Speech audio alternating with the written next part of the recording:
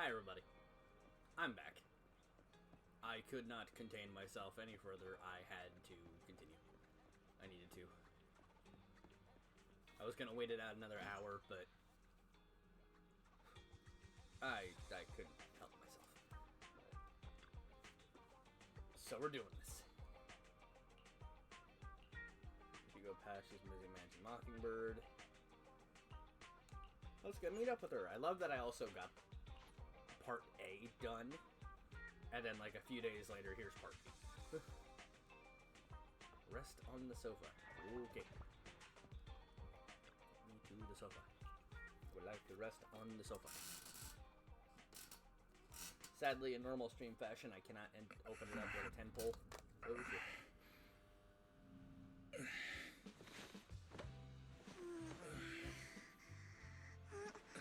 Lord Phaethon, this time let me. Vivian? Vivian?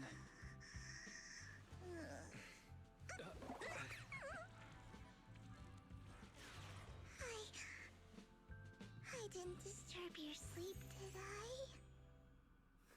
Vivian. Bury your tears with the past. B. When I got here, the other Lord Phaethon said you were resting on the couch and just let me in. I meant to keep you company while you slept, but then I dozed off myself. I was going to sit here looking super cute, hands cupping my face. You know, like the #1 sleepy face I want to wake up to pose. I can't believe I ended up falling asleep myself. Vivian, are you sure you're awake? That sounded like sleep talk. I'm sure sleeping in that position couldn't have been comfortable either. No, Lord Phaethon. I was just worried that I had disturbed your rest. Just being able to see you sleeping peacefully is already the highlight of my day. No, my entire month. Though it is a bit late, but... Good morning, Lord Phaethon. You're here super early today, Vivian. Is there something urgent? Mockingbird's death has stirred up quite the storm. I took some time to gather intel. It seems someone deliberately leaked the story that Hugo is an illegitimate child of the Ravenlock family, but I haven't found the source yet. Could it be Hugo's uncle, Hartman? Maybe he's trying to turn people against Hugo and Mockingbird by playing the illegitimate child card. I suspected that too. He could be using Hugo's background to make people believe Mockingbird is just another Top's pawn. To the upper class, Mockingbird may be insignificant, but it has a loyal following among regular folks. But after some digging, I was surprised to find that the public isn't turning on Hugo. They're actually starting to see him in a better light. Some people feel bad for him. Some relate to his struggles. And Hartman's the one getting all the heat. Public outcry against Hartman is growing, with many believing he murdered Hugo for his own selfish gain. Tops is hosting an industry summit this week, a responsibility usually handled by the Ravenlocks. But my sources tell me another family has taken over this year at the last minute. If I'm not mistaken, Tops is intentionally keeping its distance from the Ravenlock family due to the current public sentiment. Based on our past experience with Hartman, he's not the type to sit back and let anyone mess with his power or interests. And that's what worries me. Hartman, in all likelihood, must have taken the sacrifice core. And now that he has this bargaining chip, who knows what kind of deal he'll strike with the Exaltists. Sorry for interrupting. Can I borrow Wise for a minute? Oh, no problem at all. I'm sure you have important faith in matters to discuss. Take your time. I'll just be waiting outside. Wait! Don't go outside, Oh, don't mind me, Lord Phaethon. I wanted to browse the videotapes anyway. I'll be right here. Just let me know when you're done. Thank goodness Vivian didn't walk out the main door. Lycon's been pacing around outside for like half an hour and scared off at least 5 customers. He's stressing over what he did to Hugo in front of Vivian. But he really needs to talk to us. Maybe you should go speak with him first? Sure, I'll go talk to him. At the end of the day, we're all after the same enemy. As proxies, we should become the bridge between them.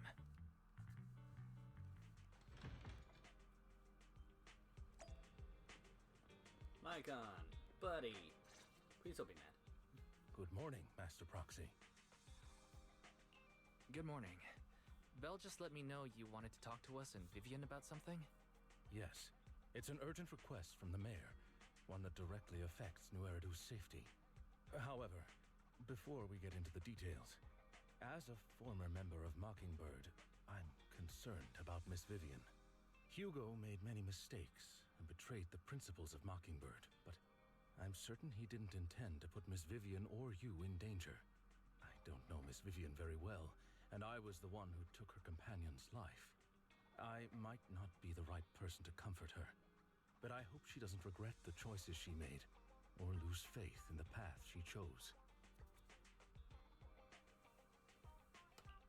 Vivian doesn't seem down at all. In fact, she's been actively gathering intel. I think she's handling this with even greater calm than I am. If you're feeling bad about what happened with Hugo, it might be a good idea to talk to Vivian directly. From what I've seen, she's not as fragile as you might think. That's reassuring to hear. I trust your judgment. You've always had a sharp eye for people. Would you mind coming in with me? I'd like to apologize to Miss Vivian in person. Yeah. Sure, but just to be clear, I'm staying neutral and not picking sides. You both have your own stance on this. As a proxy, I'll do my best to help facilitate honest communication. I respect that. Thank you.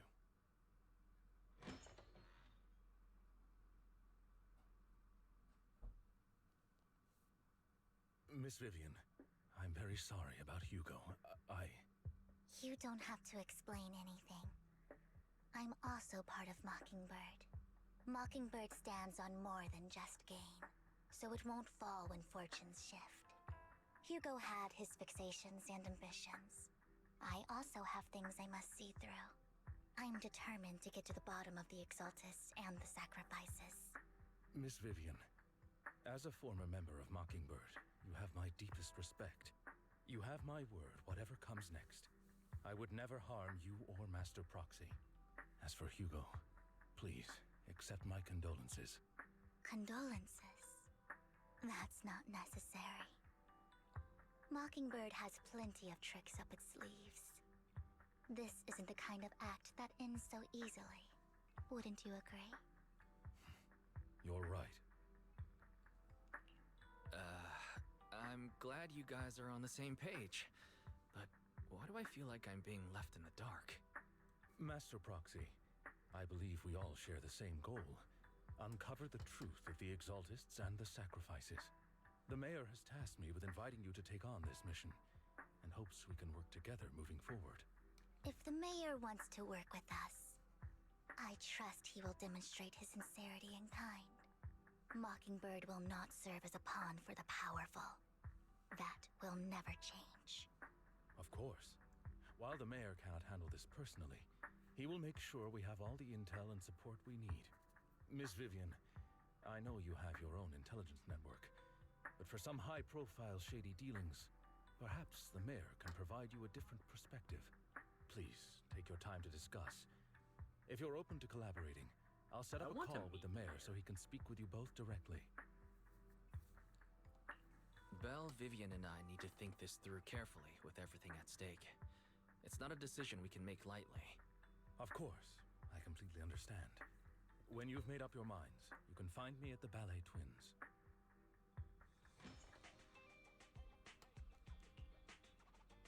Let's say the sacrifices are still a threat.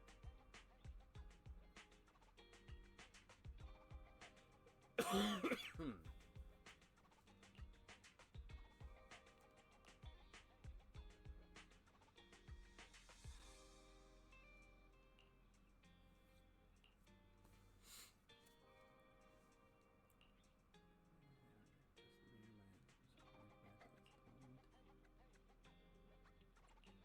let's talk with the mayor first.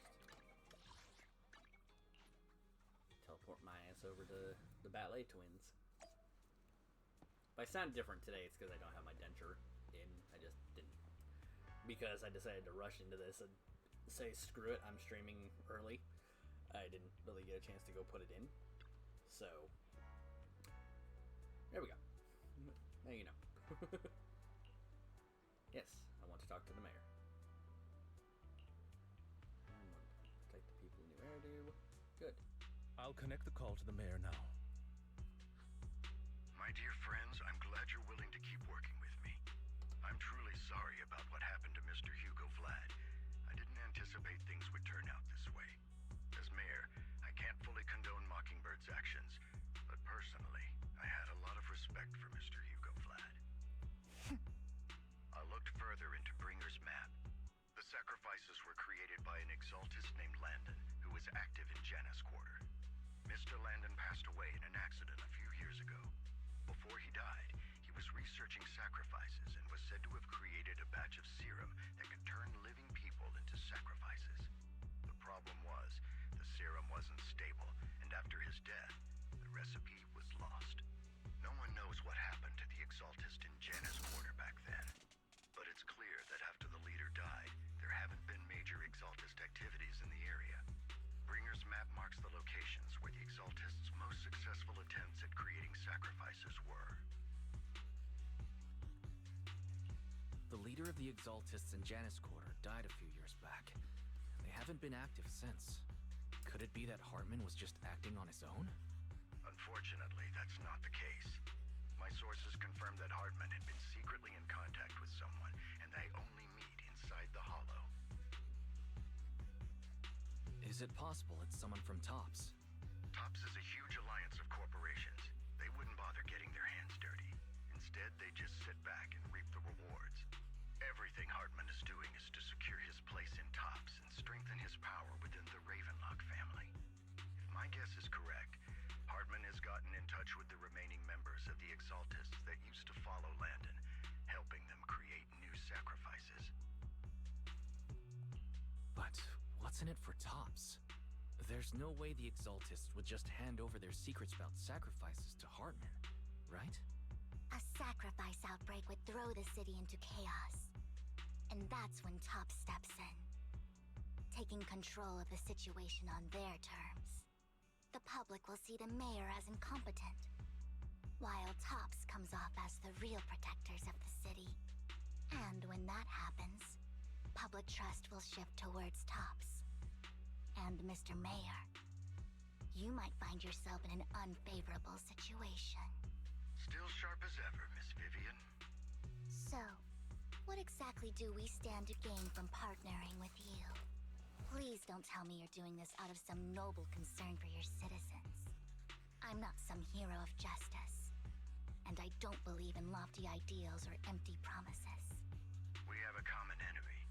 While our ideologies may differ, we can work together on this. And as proof of good faith, I may not know exactly where Hartman is, but I can fan the flames over Mockingbird's death and escalate conflicts within the Ravenlock family. So it was you behind the rumors. No wonder I couldn't trace the source of the public outcry. I'm not the one who started the rumors. I just helped them spread faster after they leaked.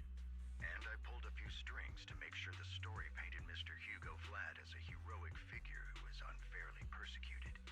As I said before, I had a lot of respect for him, and I'd be happy to clear his name. Now let me lay out my terms for collaboration.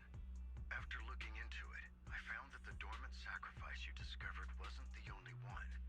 There are more places where sacrifices might be lying dormant. Too many eyes are on me right now, so I can't send my own men to deal with it. I'd like to ask you to retrieve the sacrifices from those locations. I'll make sure to dispose of them once you do, so no one will be able to use them again. On top of that, I've asked a friend to help monitor your physical condition, and maybe even uncover more of your potential. Her research overlaps with your teacher's work. You don't need to worry about her capabilities. She's a Void Hunter rank special investigator. Really? A Void Hunter rank special investigator is going to be assisting us? And she's involved in our teacher's research? That's right. She's heading to Janus Quarter for some business. I wanted to set up a formal meeting, but she declined.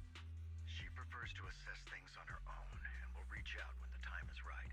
Why do I have a She'll feeling let you it's know the details Miyabi? then. Because she's the only void hunter So we it looks know. like you both are on board with this commission and ready to help recover the sacrifices? Okay. This affects a lot of ordinary people in New Eridu. We'll do our best. I know you won't let me down. Given our positions, we might not be friends, but we're definitely not enemies. I'll leave the rest to you then. I've got to go. Goodbye.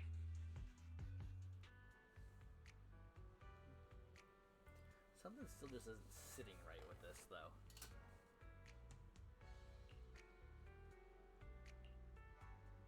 Prefer to contact me anytime.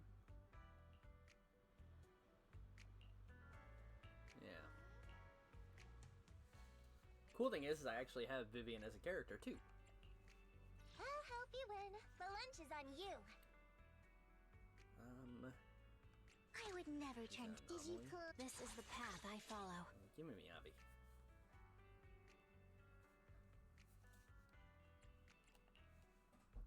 Just because Miyabi hits like a truck. I mean, Ellen technically hits harder than Miyabi does, but yeah, no. I guess I think so.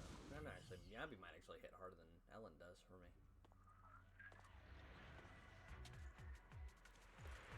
But I also get to now see how Vivian plays. I'm going to say flustering frock state. Stay tapped under suspension. Any expression type of hands. Feather bloom. Ooh. Lord Phaethon, thank you for trusting Mockingbird and me. Well, let's see how it goes there, Viv.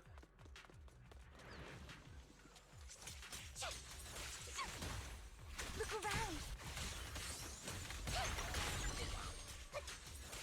Okay. Yeah. Oh, that must be the frock.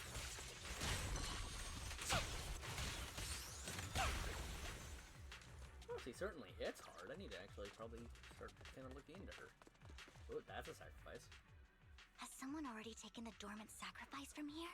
Or did the Exaltus decide to relocate it? No.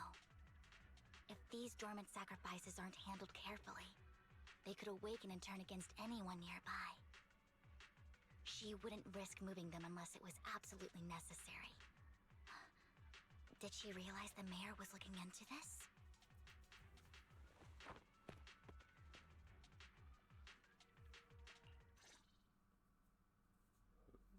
What am I hearing?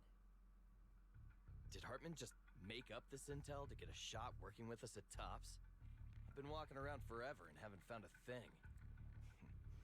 The Ravenlocks have always been a shady bunch. No surprise they've gone downhill over the years. I heard they were pretty loaded back in the day. What kind of business did they run? No clue. On the surface, their businesses seemed legit, but who knows what was happening behind the curtain. Probably something with the sacrifices. I mean, how else would he know about the dormant ones left around here for years? And he was so sure that even if those original sacrifices didn't work out, he had a backup plan. Backup plan? What could that be? Well, that's beyond me. I just happened to overhear something while I was next to Mr. Edmund one day. What's Tops planning to do with all these sacrifices, huh? For research? Do you think we'll ever have a normal life in the Hollows? Don't ask questions you shouldn't be asking. All right. There's nothing here anyway. Let's leave the Hollow and report back on what we found. And we'll make it just in time to clock out for the fieldwork shift. Let's get out of here first.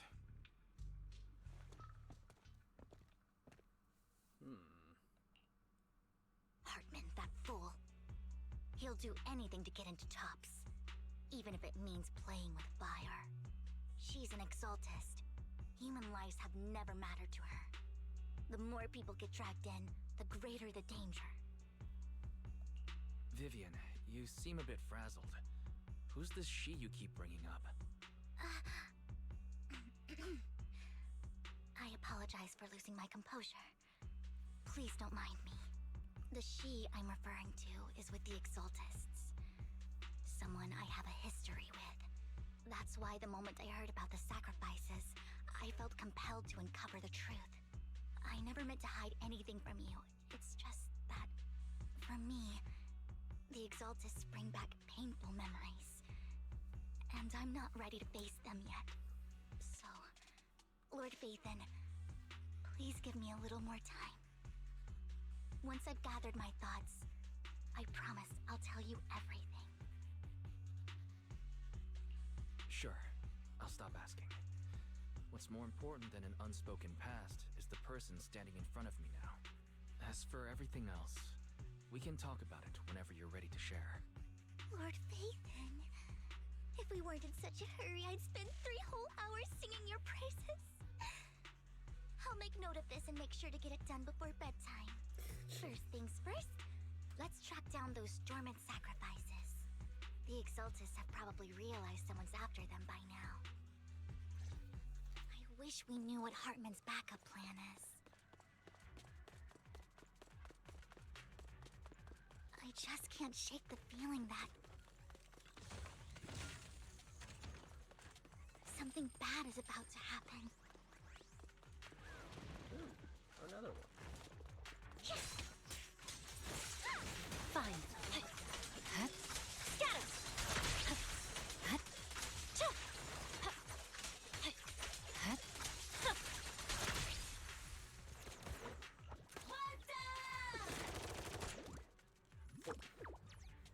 Robin, what are you doing? Hugo may have done terrible things, but he had his reasons. Mockingbird might be seen as the bad guys by a lot of people, but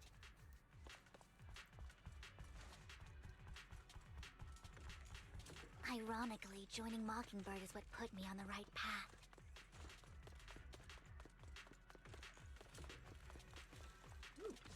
For the first time, I'm needed for more than just my curse.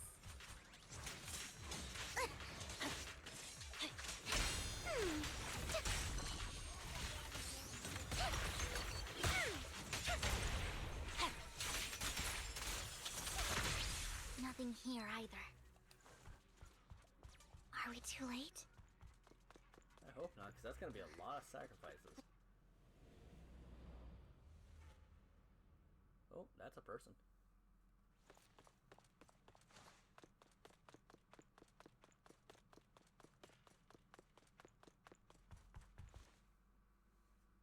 I knew it was you, Vivian. Camille, what are you doing here, sis? Are you destroying the dormant sacrifice? Vivian, don't call me sis. I'm not your sister. Are you trying to stop the Exaltists? I never left the Exaltists. You know what Landon did back then! Lord Landon did it for the Creator. His methods may have been extreme, but they were necessary. Back then, you walked away. You should do the same now. We didn't meet today. Take your friends and leave. What's wrong? Are you being forced into this? I can help you. Help me? Like how you helped her? Vivian, you're crying. You see me, don't you? No, You haven't changed a bit, Vivian. No need to hide your tears. I know exactly what's ahead for me. You've made your choice, and I've made mine. One last piece of advice. Stay out of this. She loathes you. I won't tell her we met today. Don't show yourself around us again. Camille!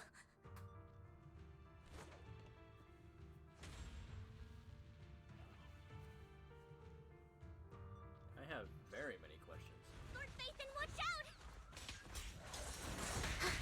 I'll tell you what that was about later. Let's take care of the ethereals first. Leave it to me.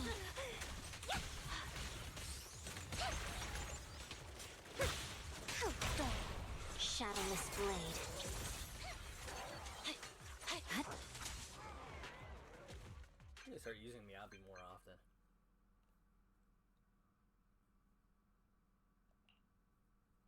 You've been gone forever. Did you run into any trouble? We searched the coordinates the mayor provided. Most of them were already empty. No dormant sacrifices. Camille, the Exaltists have been actively destroying the dormant sacrifices. Why would the Exaltists go after the sacrifices? I saw it too, but I can't figure out why the Exaltists would do this. And one of them is someone I once knew. I thought she would leave the Exaltists after Landon's death, but she stayed.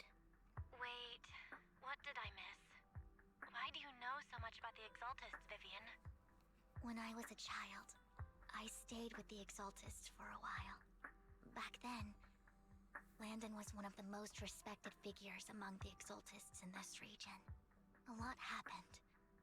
And after Landon died, I left. I can't turn a blind eye to the sacrifices.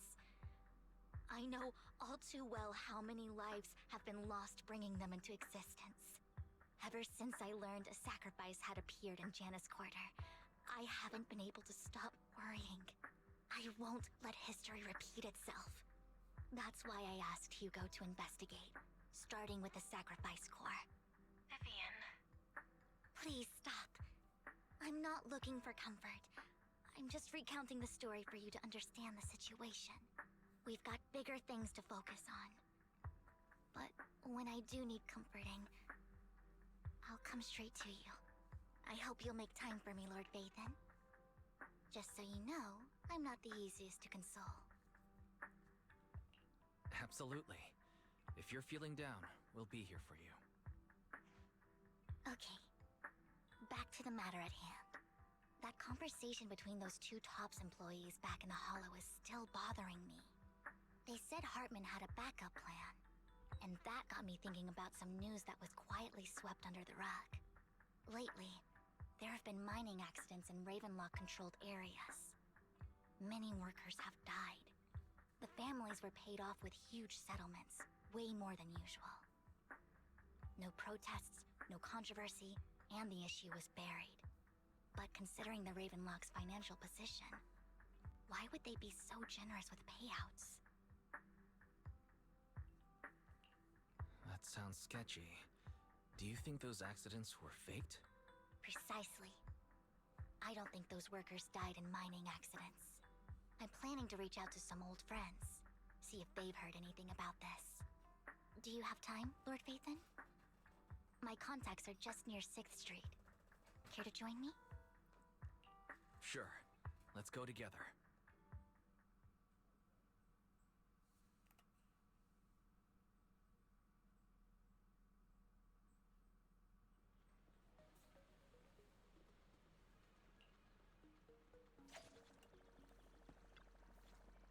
Well, let's see what happens.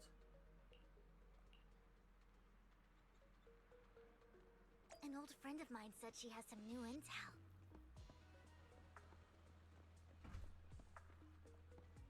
She's like a mentor to me. Rain. I learned a lot about data scraping on Internet thanks to her. Fucking Rain. Rain! Long time no see. Yeah, it's been a while. Rain? So you're the old friend Vivian was talking about. Yeah, Phaethon. Long time no see. Rain! You actually know that Lord Phaethon is Lord Phaethon? No, I mean, you actually know Wise is Lord Phaethon. I didn't know right away. One time, I needed a favor from Nicole. I only found out after meeting them. I mean, who would expect a legendary proxy to be running a video store for a living? Oh, by the way, your idol... Rain! Let's not bring up old stuff. Lord Phaethon wouldn't be interested in that. Why are you all tense? Right! Lord Phaethon lives on 6th Street too, and might know your idol. Remember when you traced that post on Internaut to 6th Street and actually went to check it out? And you came back all bummed, spouting nonsense. Like there was only a black cat at the location, and maybe your idol is actually a talking cat. Or something like that. I think I know that black cat. It hangs around our shop now. Lord Bathan, please, let's drop this topic. Come on, Vivian. It's been years and you still won't say who your idol is. If you'd just let me, I'd have tracked them down ages ago. I get it. You want to find the person who's important to you on your own. But you've tried so hard already. It's okay to lean on me a little, you know. I'm sure your idol won't hold it against you. I shouldn't have come to see you. Huh? What's wrong? Rain, Vivian said you might have some intel for us. Should we get into that first? All right, let's get down to business. Here's something I'm pretty sure about. The Ravenlock family's claim that those missing workers died in an accident? Don't buy it. The last signal from those workers was near the Hollow. Then communication went dark. I think they were taken into the Hollow. And yesterday, I picked up that the Ravenlock family secretly hired some people to search the Hollow's perimeter. I caught a weird distress signal from someone and managed to track down the source. When I tried to reach out, the signal cut out completely. The last trace of the signal was near Lumina Square. Finding someone in real life isn't really my thing, so that's where you come in.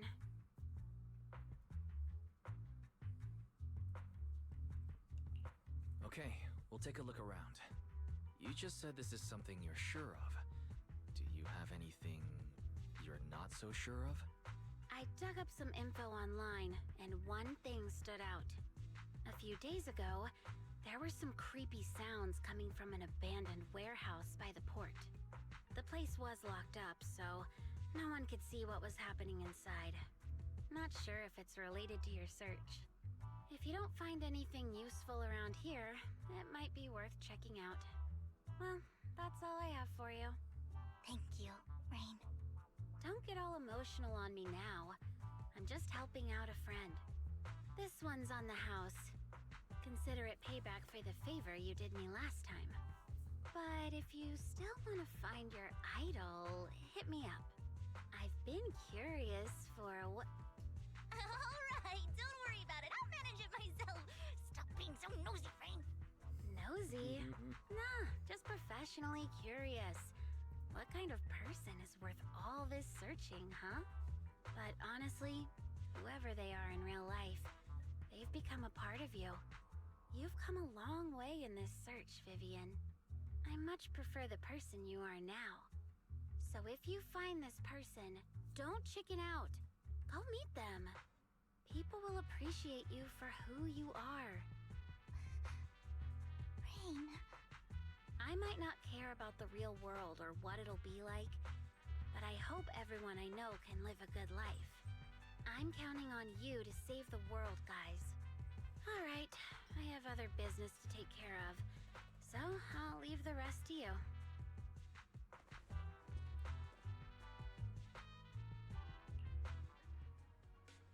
Lord Bathan, please pay no mind to what Rain said.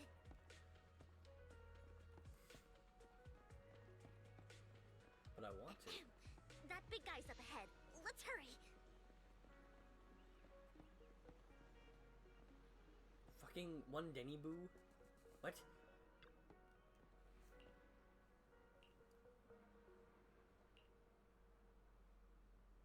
Roger, help heal them. Yeah, that was. I did do that for one Denny Boo.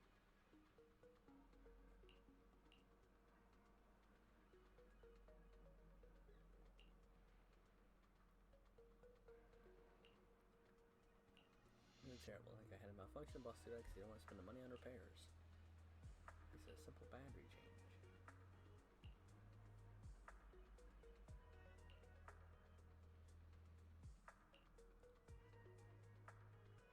So that's where the 100 Denny battery came from. Huh.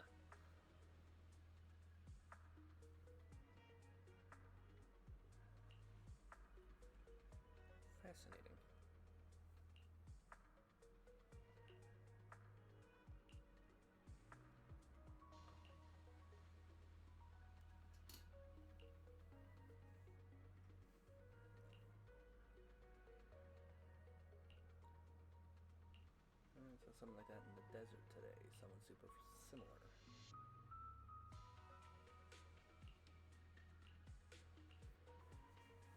Yep, you're very helpful there, One Denny Boo.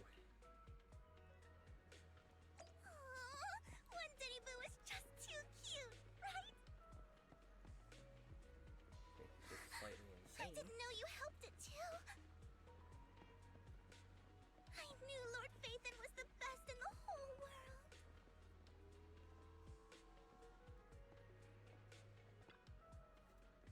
Hello, sir.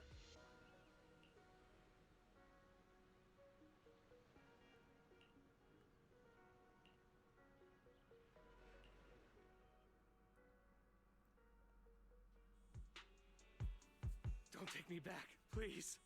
I was wrong. I know I messed up. I don't want your money anymore. Please, no. Calm down. Who are you? I won't say anything. Just let me go. I don't know anything. I swear, I know nothing. We are not PubSec, the HIA, or the Ravenlock family. We won't force you into anything. There's no need to be afraid. What do you want from me then? We simply want to know where the Ravenlock family took you and what they made you do. I can't say. I can't tell you. I have a family. They'll hurt them. You never saw me. Please, just stop asking. Don't you wish to see your family? I don't deserve to see them. It's my fault. I was greedy. I did this to myself. But your family must miss you dearly. I'm sure they won't blame you. No, it's my fault. It's all on me. I don't want to drag them into this. If the whole ship is sinking, no one on board can escape. I'm just a nobody. And right now, there's nothing I can do to change anything.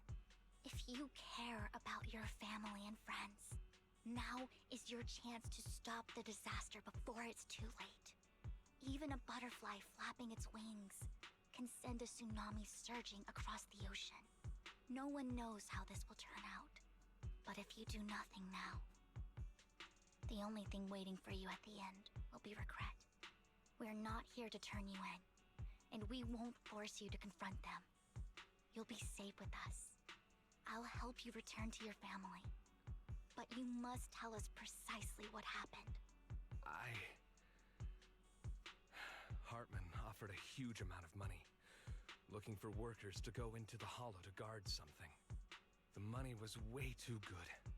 We all kind of figured something wasn't right. I thought it was just smuggling or guarding some kind of illegal ether resources, so I signed up.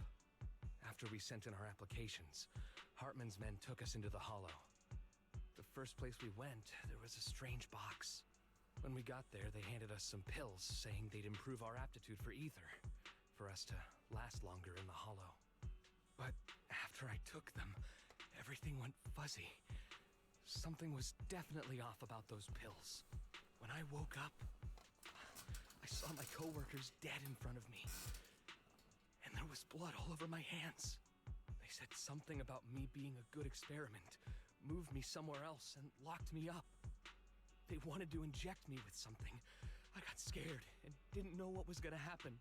But then a blonde guy found me, gave me a carrot, and let me go. So I escaped. I didn't want to kill anyone.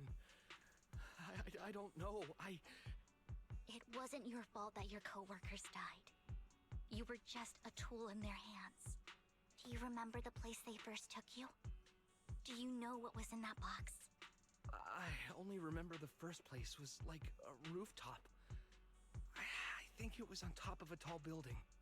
What exactly was in that box? I can't remember. I'm not lying. Those pills they gave us, they make you hallucinate. I took just one and my mind felt like it wasn't my own. My memories turned into a blur. I'm telling the truth.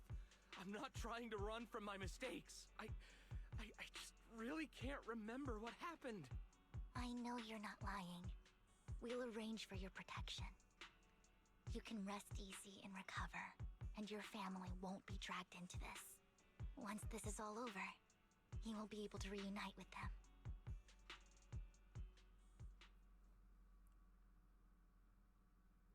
This is just getting very interesting.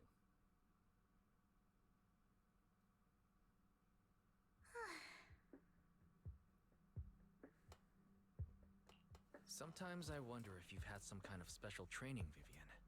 No matter who you're up against, you seem to analyze the pros and cons and make a judgment in no time. Actually, I wasn't always like this. I used to run away when things got tough. There was even a point where I just wanted to disappear. As if my very existence was the source of suffering. I wondered. Perhaps leaving it all behind could put an end to the pain. It's hard to picture that. My first impression of you was pretty, assertive. Well, I was on a mission at the auction when we first met. And just as Rain said, I've come a long way from who I used to be. Speaking of Rain, it's quite a coincidence that you two know each other and are actually close. You even know one Denny Boo. That surprised me. We might have crossed paths without even realizing it. Enough about me. Tell me more about you, Lord Phaethon. Where have you been? And what have you experienced? A lot. Looking back, it feels like I've been through a lot lately. Belle and I even lost our Phaethon account. It's a long story, starting with how the Cunning Hares took something from the Red Fang gang.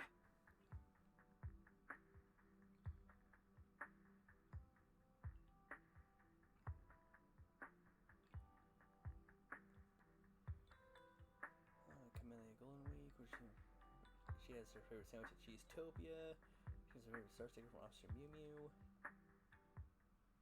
It should be around this area. Belle told me there's a highly rated store here.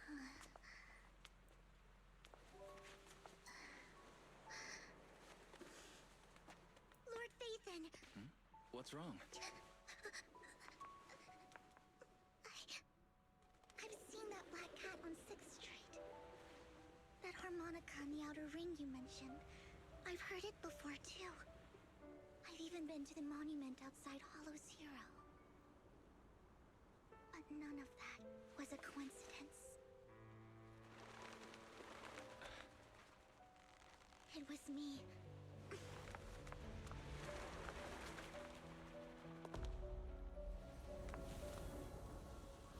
Following you, and now I've finally made it to your side.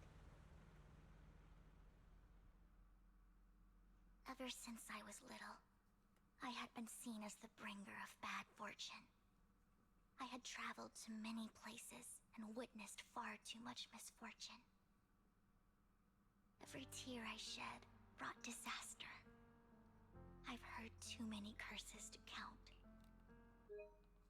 My tears as much as I despised my own existence. Did I catch the... I did. Damn it. Sorry, hold on. There we go. Wherever I stayed, tragedy followed. I had roamed too many places, and each time, it ended the same way. I didn't know where I could go anymore.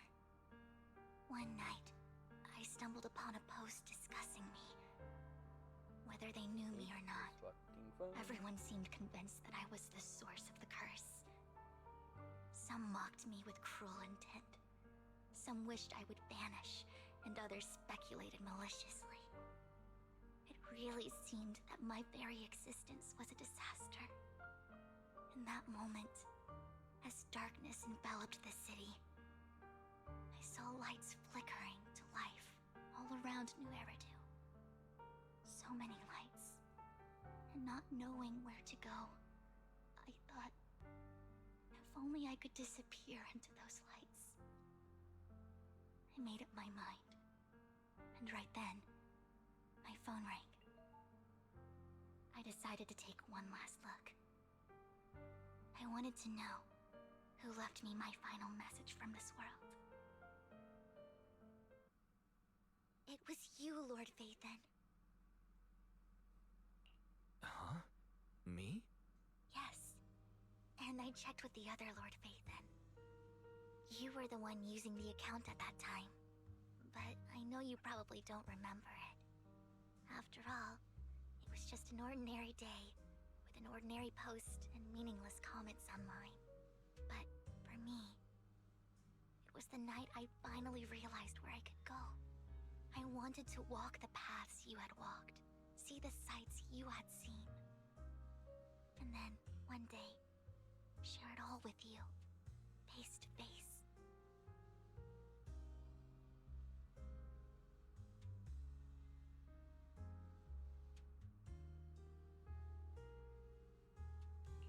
So, I have to ask, what exactly did I say in that reply?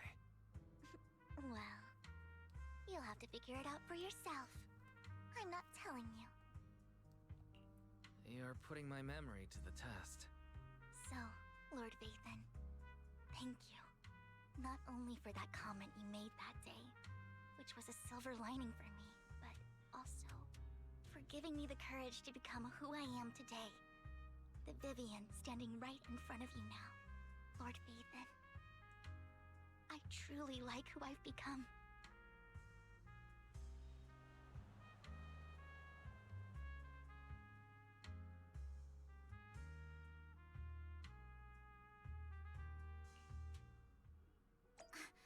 Lycon just sent a message. There's an update. Back to the video store. Whee! Wise, you're back. Looks like Lycon's tied up with something. He said I should just chill until you're back, and then we can talk online. I'll call him now. Master Proxy, Miss Vivian. The gentleman Rena brought back has stabilized and calmed down now. Based on his account, we've identified where Hartman is hiding the core. He also mentioned that Hartman plans to trade the core with a group of people. We suspect that this group consists of members from the Exaltists. I knew it. Now that we have the location, it would be splendid if we could seize the sacrifice core before they do. Precisely. We hope you can head to the location as soon as possible to secure the sacrifice core. All right, we'll get there right away. I have other matters to attend to, so I'll leave the retrieval of the sacrifice core in your capable hands. The mayor's friend that he mentioned before will also be assisting you this time. The target coordinates have been shared with her. Please ensure your safety. And Why wish I you have all this the best. distinct feeling it's Miyabi? Because she's the only Void Hunter that we know.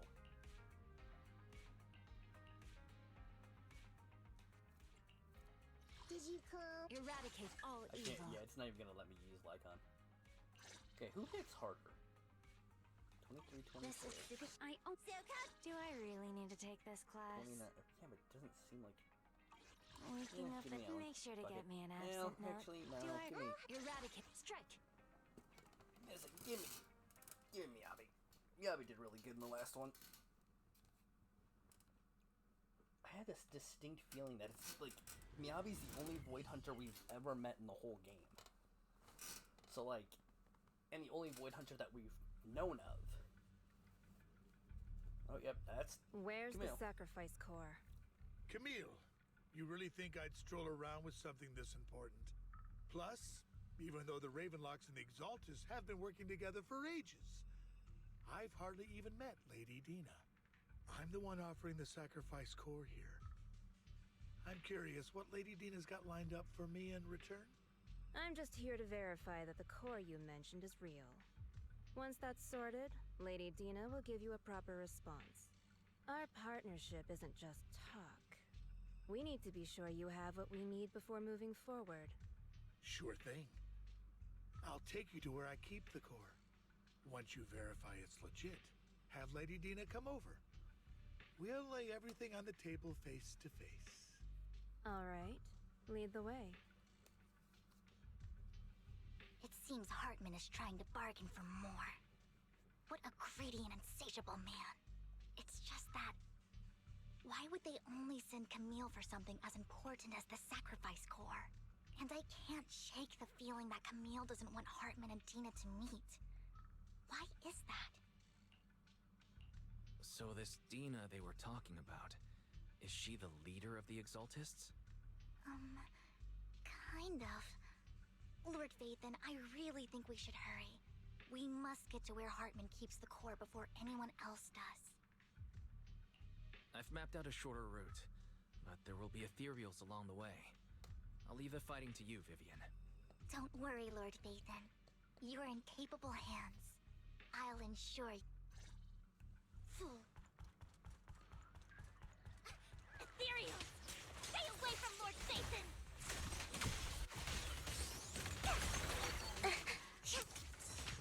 Fine.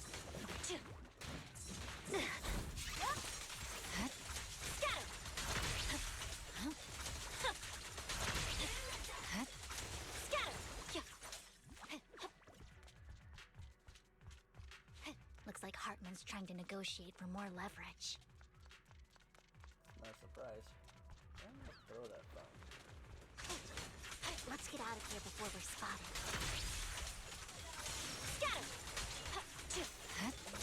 Let's keep moving, Lord Vathan. Just gonna keep Miyabi out.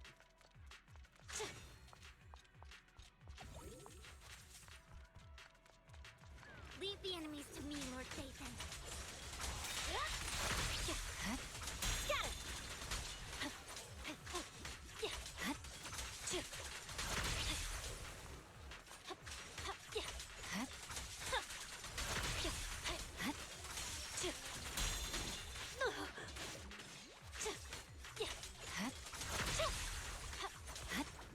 They're still over there.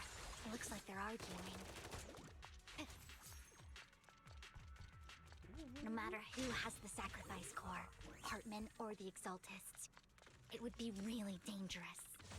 I don't think I miss any of the other ones, but at the same time, if I did, dead, so well. Hand over what's in the box. Or we do this the hard way. We're already doing this the hard way. Let's hurry and secure the sacrifice core. They're already done. Lord Vathan, the box is empty, so Hartman never kept the core here to begin with? How did you even find your way here? Where's the core in the box? What did you do with it? You call this keeping the sacrifice core safe?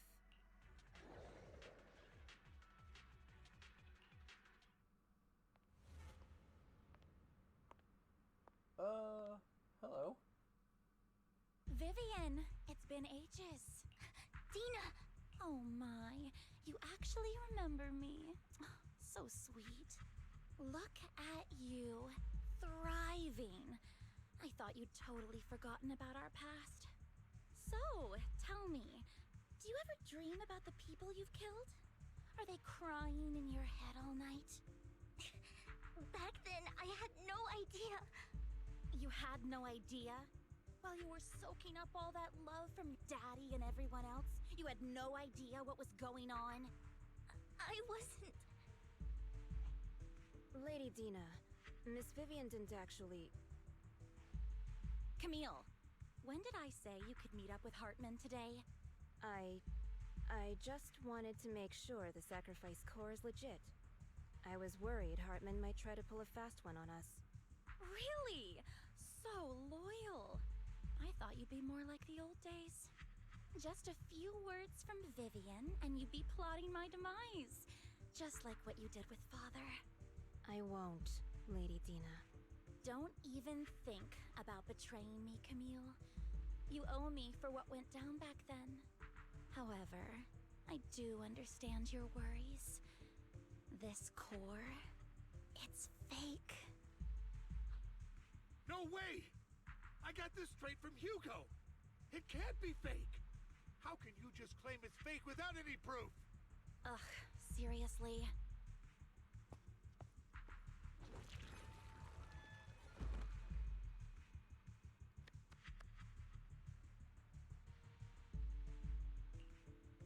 The sacrifice core can max out the ether particles within human bodies in no time at all.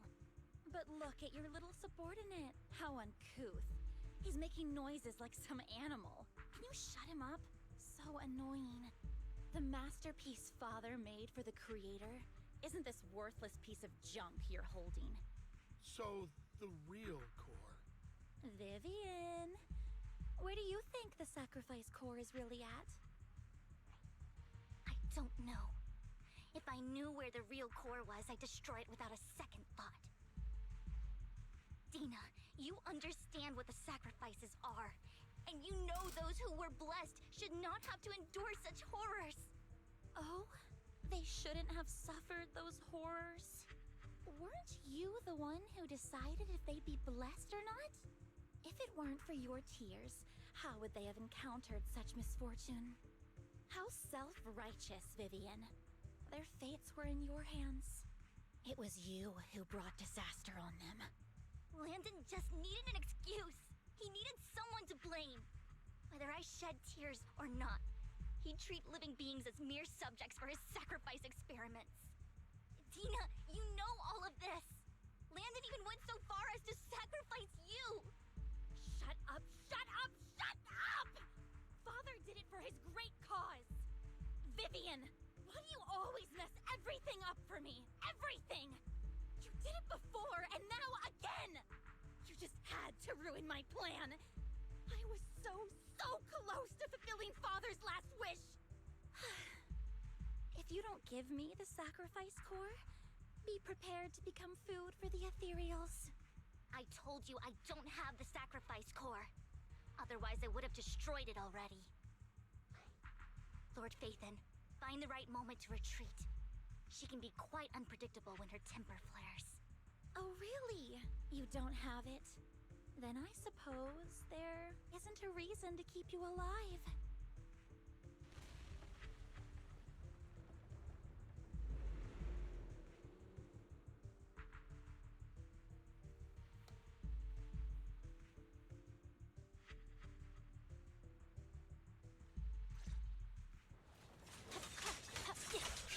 More ethereals are coming.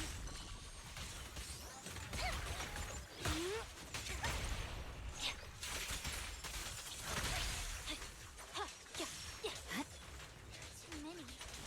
No chance to get out of this. Scatter!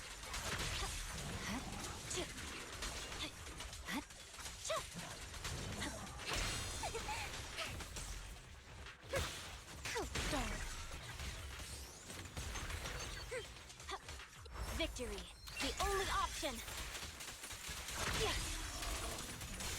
Stay away from Lord Phaethon! There are so many.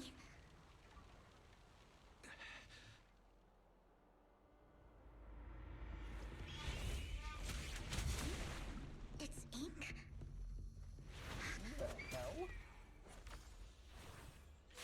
Shun Palace. Good fortune, closed gate, safety. What? An evil miasma gathers here. Another place of conflict. If you wish to avoid disaster, then head southeast.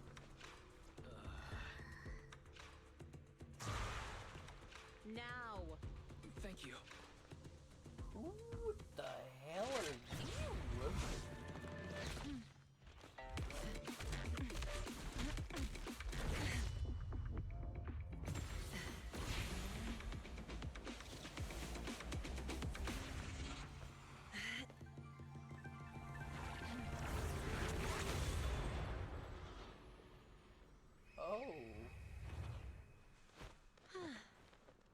Finally, peace and quiet.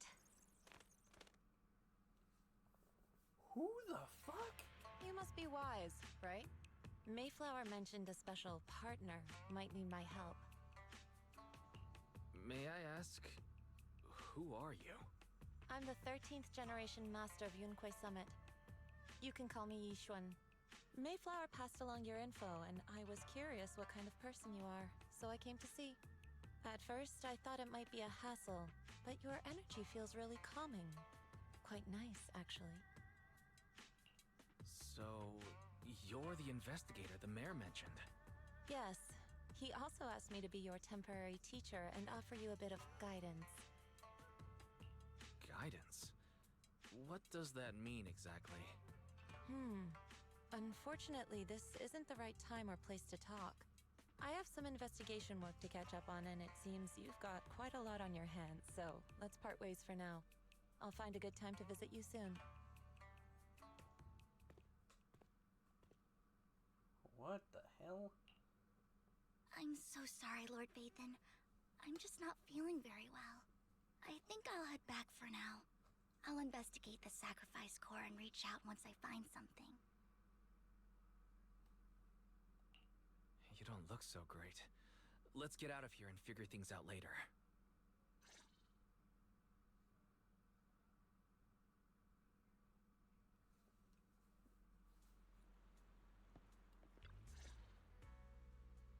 Lord Vathan, are you going to rest now? I can head back later, Vivian. You seem a bit off since we left the Hollow. If you want to talk about what's bothering you, I'm here. Sometimes it helps to get it out. I didn't mean to keep my past from you, Lord Vathan. When I was little, people thought I brought misfortune, so no matter where I went, no one wanted me around for long. Then, one day, Landon adopted me and brought me to the Exaltists. There, I met Dina, who was so kind to me, treating me like a dear sister. She told me her father, Landon, was a great man who'd one day make everyone stop fearing the Hollows, so all life could live freely inside and outside of them. Dina helped Landon pick people for the blessing, and everyone in the Exaltists respected her greatly. Those who received the blessing would have a better ether aptitude, allowing them to enter the Hollow freely without fear of sudden disaster. Back then, Dina would chat with me every day, always about the Exaltists and her father. But things between us shifted when Landon asked me to step in for Dina. Landon told me I didn't only bring misfortune, and that if I listened to him, I could actually help people. After that, he'd take me to meet people, and if I shed tears, he'd give them a blessing medicine. Those who got the blessing could dodge calamities. At first, I was ecstatic, thinking I could help others. I shared my joy with Dina, but that was when she started to pull away from me. Was that blessing medicine the same sacrifice serum Bringer had? Yes. To be precise, it was an early version of the sacrifice serum. Landon's medicine wasn't stable.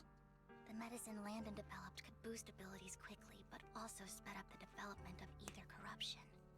In the end, most people turned into ethereals, and a few became sacrifices, losing all human consciousness. The ethereals were killed while the sacrifices were given to the higher-ups of the Exaltists. The Exaltists wanted the sacrifices to hold human consciousness, so Landon's medicine was seen as a failure, and he gradually lost influence within the Exaltists. One day, I saw Dina, and tears streamed down my face. In a bid to save his reputation, Landon decided to let his own daughter receive the blessing. I had always thought that getting the blessing was a good thing, until I saw terror in Dina's eyes that day. That evening, I broke Landon's rules for the first time, and followed him out of the Exaltist's residence. I trailed him to the Hollow, where I witnessed someone who had been blessed becoming corrupted. In the end, that person became an ethereal. Then, without hesitation, Landon killed him. Before Landon returned, I went back to the residence and snuck into his study. And there, I uncovered the truths I just told you. And just a few days later, it was time for Gina to be blessed. I wanted to save her and stop anyone else from getting deceived. So, that day, I told everyone present that Landon should be the one to receive the blessing, not Dina. At first, Landon argued, and no one believed me. But, in front of them all, I looked at him and let my tears fall.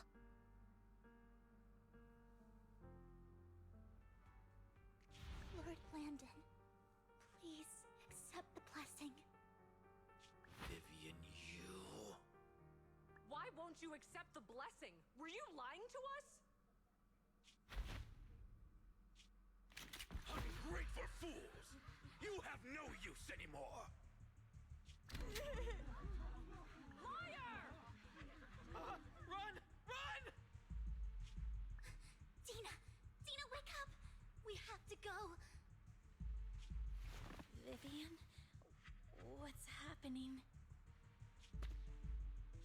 Listen to me. Lord Landon's so-called blessing isn't...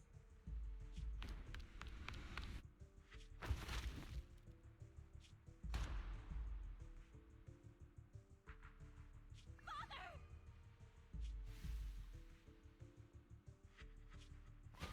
No, I was just...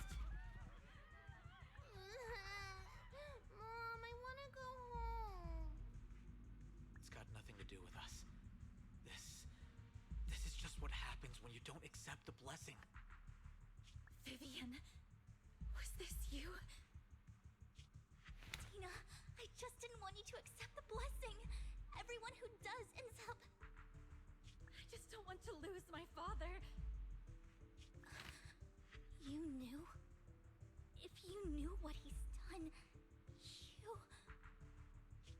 He's my father. He's all I have. Stop being self-righteous, Vivian. You only ever bring misfortune.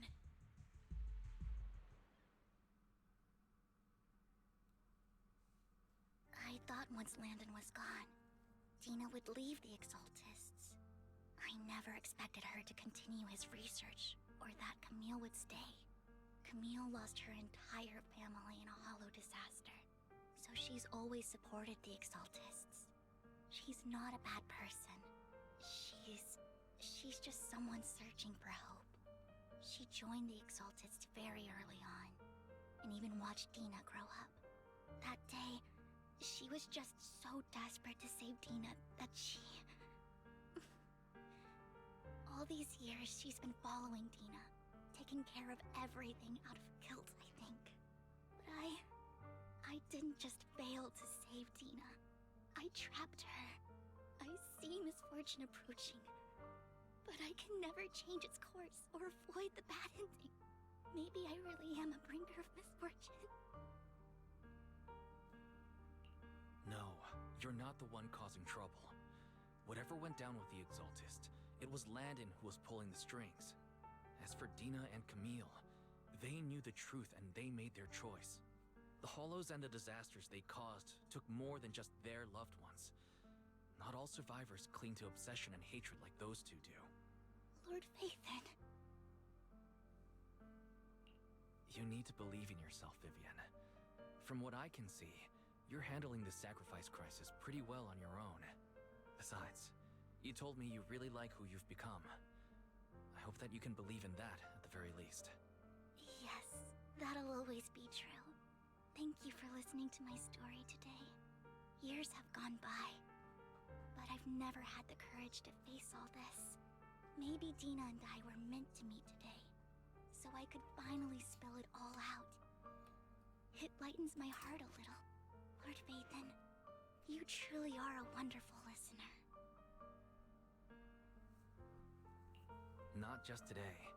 Whenever you're feeling down, know that I'm here for you. I will. It's been such a long day. You must be exhausted. I'll track down the location of the sacrifice core and let you know what I find. Good night, Lord Phaethon.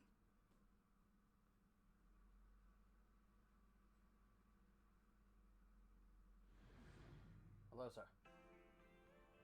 Greetings and salutations. There's a panther. There's a sleepy baby.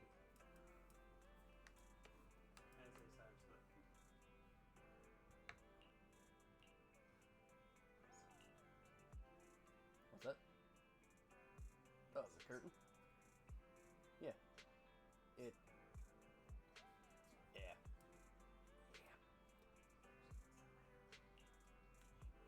No big deal to me.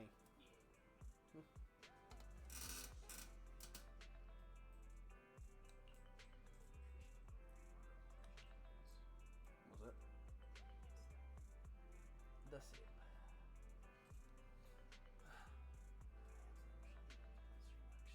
Well, soon I will be until I am done, but Not just scared. That's probably what I was able to make. well. Excellent.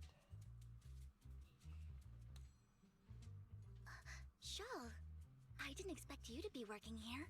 Perfect. I was just covering someone's shift. The Shawl. screening here is super strict, and I was afraid the supervisor would realize I was new and subbing for someone, so I hid in the control room during the supervisor's inspection. So I happened to bump into this guy, a blonde man wearing a hat, and I think he was checking some footage. Then he logged that footage into the tape he brought. Later, I found that part of the footage had been wiped. Blonde, wearing a hat. Could it be Hugo? Do you know him? I think it's him. If it were Hugo... I think I know where he would hide the tape. Thank you, Shaw. You were a big help. Great! You also helped me a lot when I started working. I used to make mistakes all the time. If it weren't for you cleaning up my messes, I would have been fired ages ago. So I'm happy I could help you too. All right, go ahead and do what you need to do. We'll catch up another time. She really was just involved with everything we've done, huh?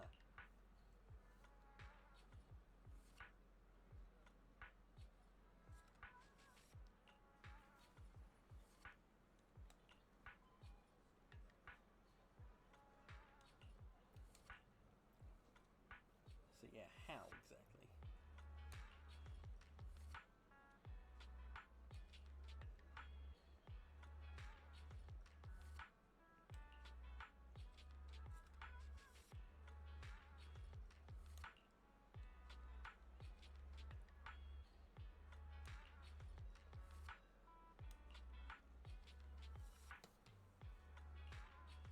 Rosie train at least had some black feathers.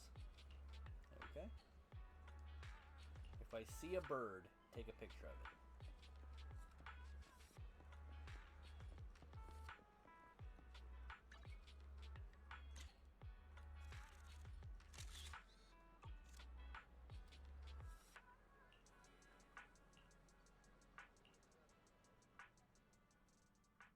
Yep, nope, that wasn't right.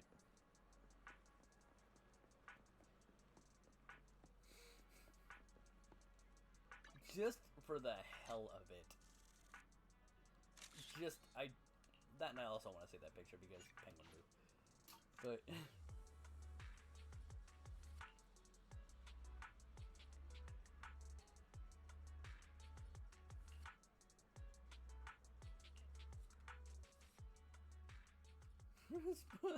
the long set of ellipses. But it's Penguin Boo! Come on! Totally trustworthy.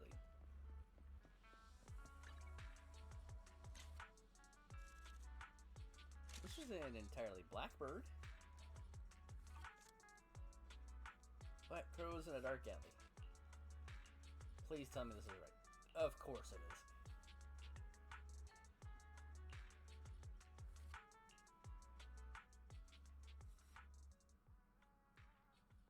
Well, I gotta fix up a deal? Well, don't mind if I don't.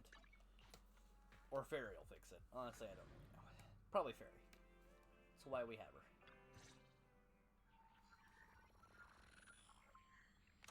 Comes between Hugo and Camille.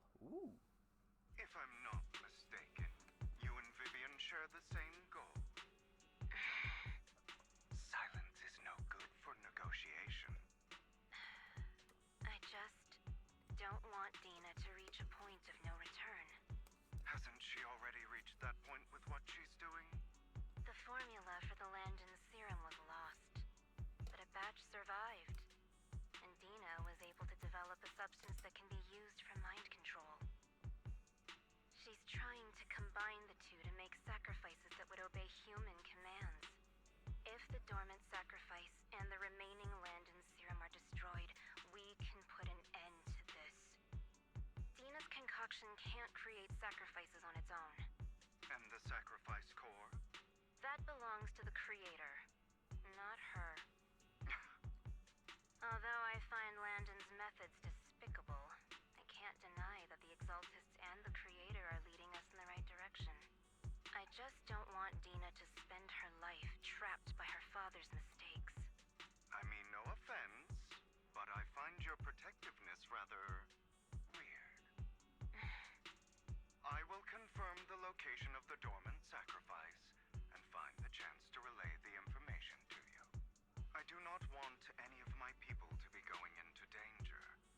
As for the sacrifice core, I can only guarantee that it will not fall into her hands.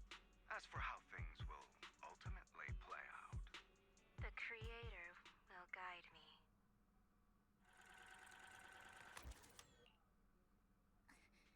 Camille was actually destroying the dormant sacrifice? Compared to Camille's motives, I'm more concerned about whether Hugo has more plans lined up. Hugo... he... Wise, Lycon just sent a message saying he's got something urgent that he needs to talk to us about now. Alright, let's patch him in. Master Proxy, I apologize for disturbing you. We have just learned that the Ravenlock family will host a banquet tonight. This banquet is rather special, as they're allowing members of their family to invite business partners to attend. With Hartman at the center of controversy, there are many members of the family who are eager to use this opportunity to replace him. The mayor has been spreading rumors of a young tycoon who inherited a sizable fortune and is looking to partner with a person from an old and influential family. This information has lured a young man named Burton from the Ravenlock family. So, you want me to pose as this tycoon and use Burton to infiltrate the banquet? Correct. And Hartman's study is also located within the venue. I see. Hartman's study might hold valuable information. It seems like there's nothing left for me to do. You can attend as her +1. +1? Lord Phaethon, please go with me! Master Proxy, it seems Miss Vivian requires your presence, so... Is it require or Just your demands? presence will help me immensely! Sure. If we go together, we'll be able to keep an eye out for each other. I'll accompany Vivian. I'll send you the time and place for the meeting with Burton. If you encounter any danger, please evacuate immediately or contact me for backup. I hope everything goes well for you tonight.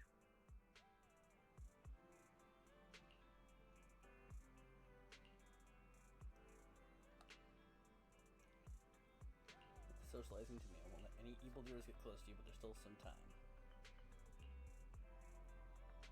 Oh my god. The fucking phone.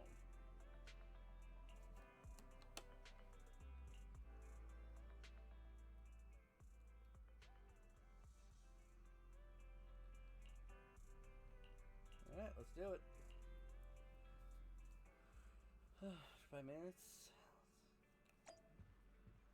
I'm not gonna at least change Wise's outfit for this.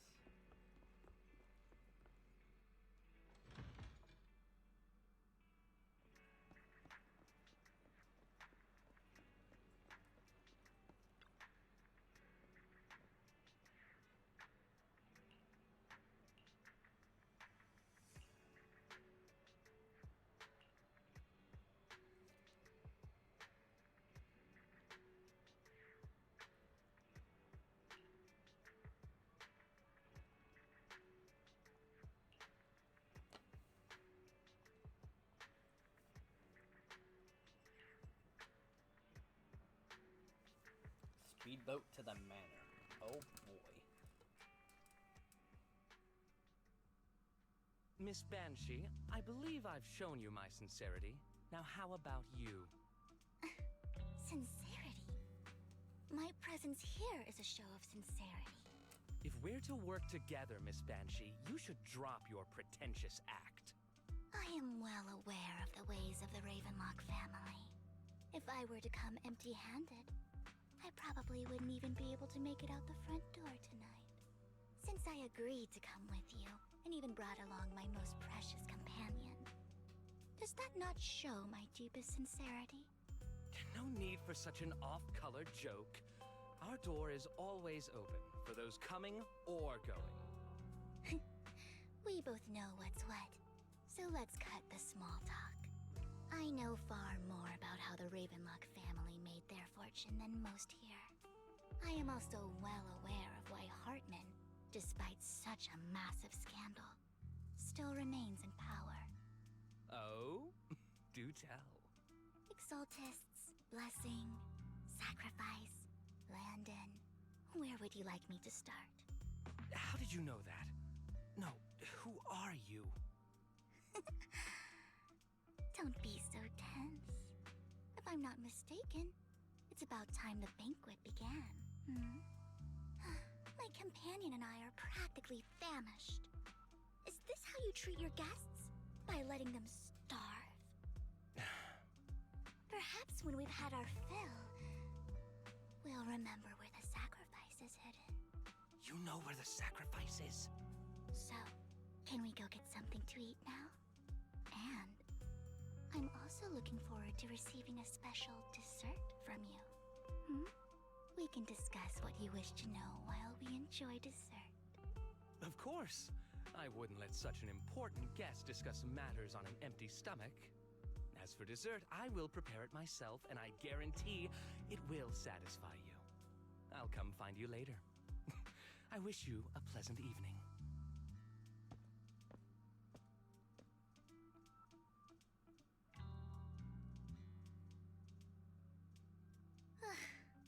These kinds of people are exhausting to deal with.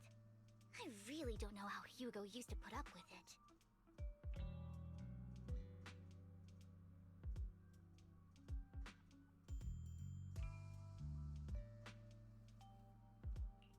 Was there a special meaning to the dessert you mentioned just now? I thought he'd stay for longer, but he left once you said that. Hugo taught me that bringing up dessert in such situations is a way of telling the other party they need to offer more. Fortunately, that old fox Hartman is terrified of losing power. He's definitely keeping the destruction of the sacrifice and the fact that the sacrifice core is fake hidden from the other family members. Otherwise, Burden wouldn't have been so willing to raise his offer.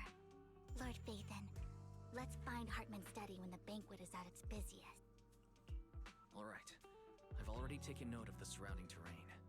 Once more people arrive, we'll enter the garden through the door in the corner of the banquet hall. Wherever you go, I'll follow, Lord Phaethon.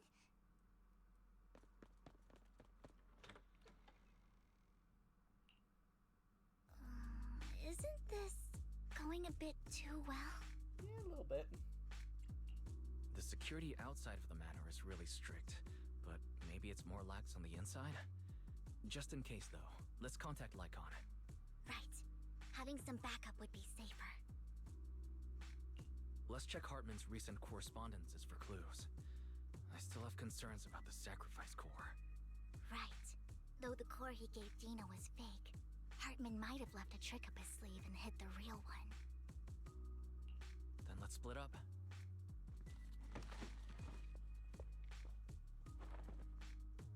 Ooh, got panic.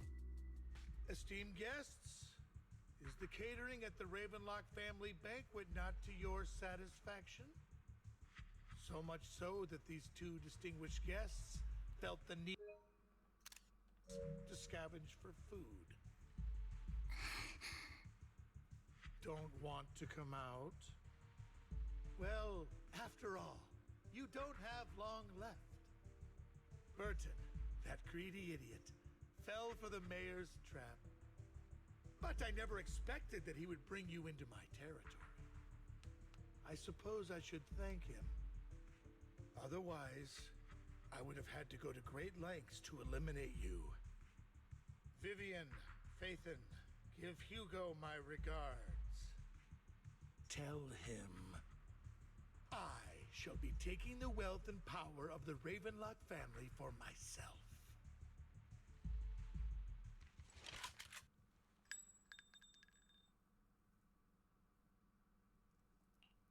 The bullet. How? Dear uncle, why must we be so distant with... I had a feeling You can weren't just dead. tell me what you want to say directly. Hugo! Impossible! You're... Uncle, you must know a Ravenlock will never stop until they get what they want. Did you really think I would be defeated so soon? When I have yet to trample you into the dirt. You filthy bastard! You only know how to resort to these petty tricks! Petty tricks?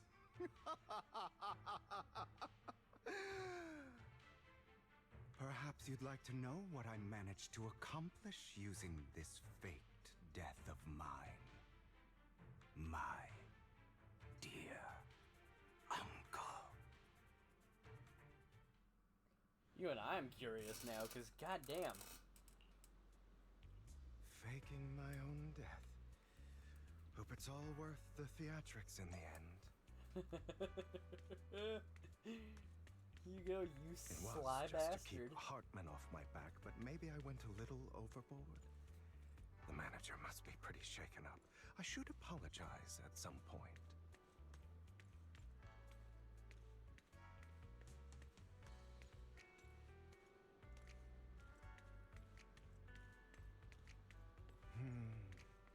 Guess I'll also bring Lycon along. He's my partner in crime, after all. You're taking longer to rest than I expected. I'm taking screenshots of these scenes Lycon. because they're great. You think too highly of my physical capabilities. Well, thank you for your cooperation. I must say, if nothing else, A at least blood your bag. acting skills have improved. Why do you look so angry? You should be happy. We pulled that off together with flawless teamwork and managed to fool everyone. Drop your foolish facade. I'm glad you still remember the code we set all those years ago. And thank you for ensuring your sleight of hand didn't deteriorate. Oh, right. I should also thank the blood bag hidden in my clothes and our other props. Do you remember when we last used this trick? It was probably ages ago. Sometimes I really don't understand you. Have you never thought about what the consequences would be if I didn't understand your code? If I decided against helping you? Or if I just couldn't control my strength properly? You'd understand it. Of course, if things really did go awry, I had alternative plans. You wouldn't be so arrogant as to think I'd bet everything on you, would you? You're insane. Aw, I'm flattered. So what exactly is the purpose behind all this? Surely after going to such great lengths to erase your own existence, you don't just plan to hide here and reminisce about the past with me. Don't try to brush this off. I've already helped you enact your plan. Tell me the truth. Don't get your tail in a twist. I have more plans that require your assistance, so naturally I would not hide anything from you. Simply put, as things stand, whether as Hugo Vlad or as Mockingbird, I am doomed to die. Seems you've made quite a few enemies. As a member of the Ravenlock family, I negotiated with Edmund and managed to obtain resources from Tops for my future plans. I also confirmed what attitude they held toward your master, the Mayflower family. Meanwhile, I used my identity in Mockingbird to strike a deal with Hartman and gather information on their collaboration with the remnants of the Exaltists. That's where I got my intel on what Bringer left. Oh, by the way, the crime declaration letter that your dear mayor received, that was also sent by yours truly. He's probably figured that out by now, right? Though I'm not sure if he told you. The mayor learned about the sacrifice attacks through his own means, but lacked an opportunity to take action. That warning letter was precisely what he needed. You aren't hopeless yet. How delightful. In short, I'm more well-informed than your lot because I get around, dealing with all these different important figures.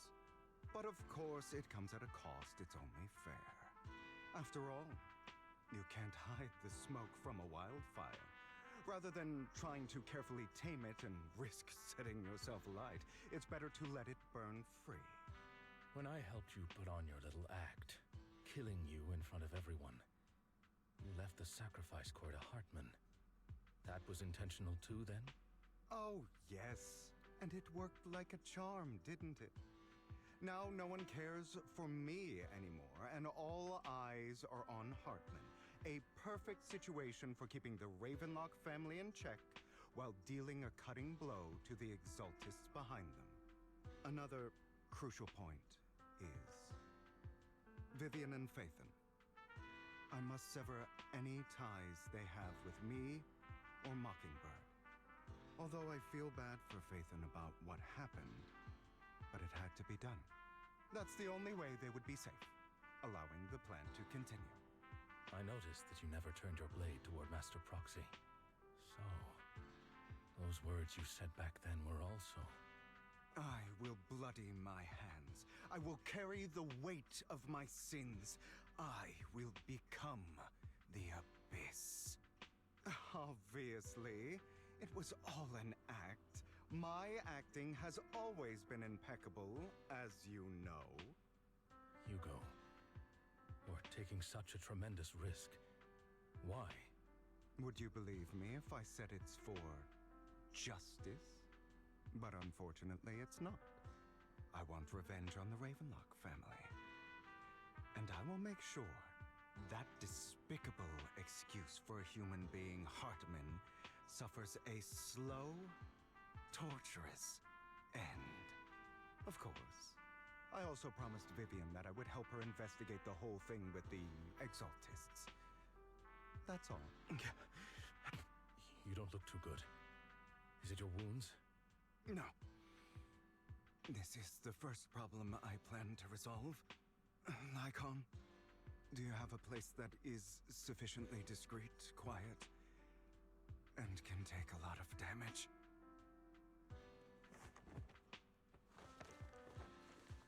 What?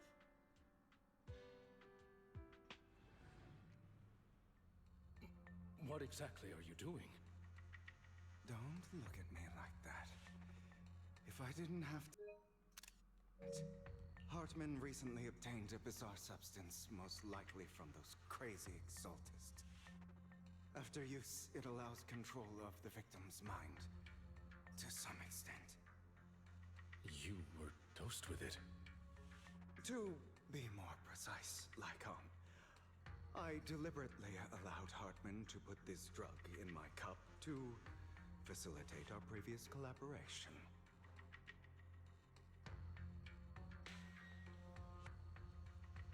Okay.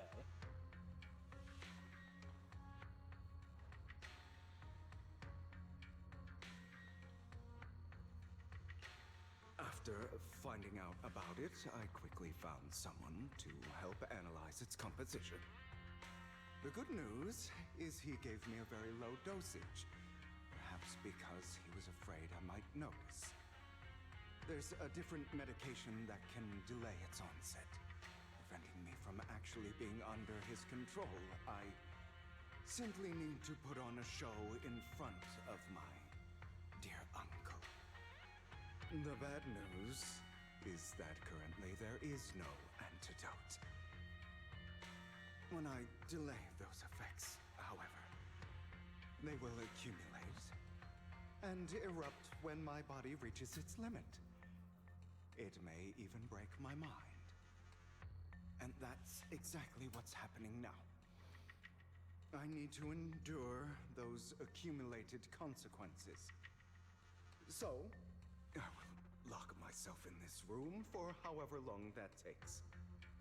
I've tied my limbs to prevent me from smashing this place or accidentally hurting myself. Anyway, after you leave, do not open this door, no matter what you hear. I recommend seeking professional medical assistance. This is advice I received from a doctor. Or are you saying you don't believe I can make it? So, Nikon, come find me here at the scheduled time.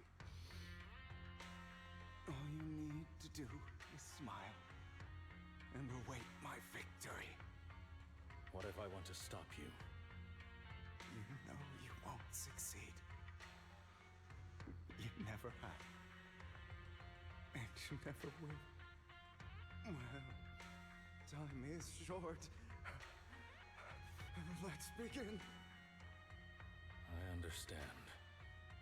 Don't die, you stupid bastard.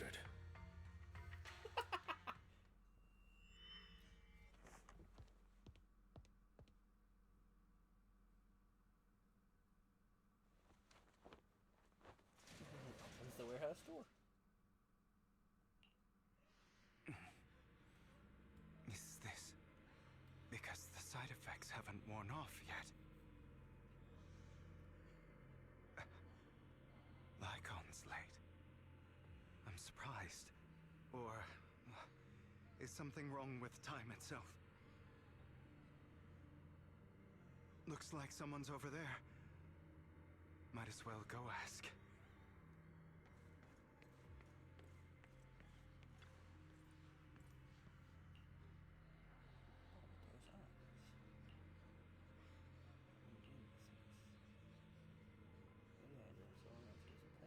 So close, he already agreed.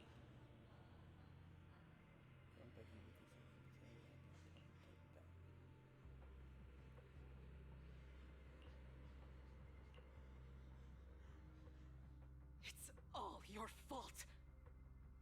I wish I had never given birth to you.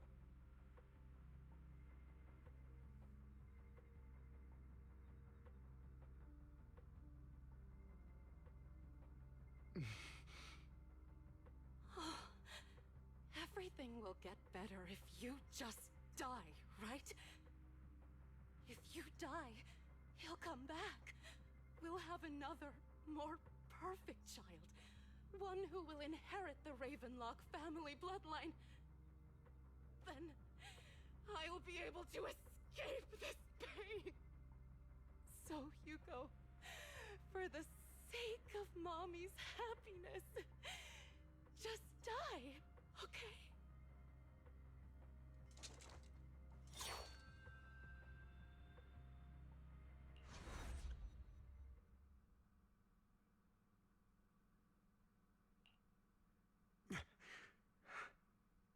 So, I wasn't awake yet after all. That's because you don't want to wake up again. Who are you? I am you.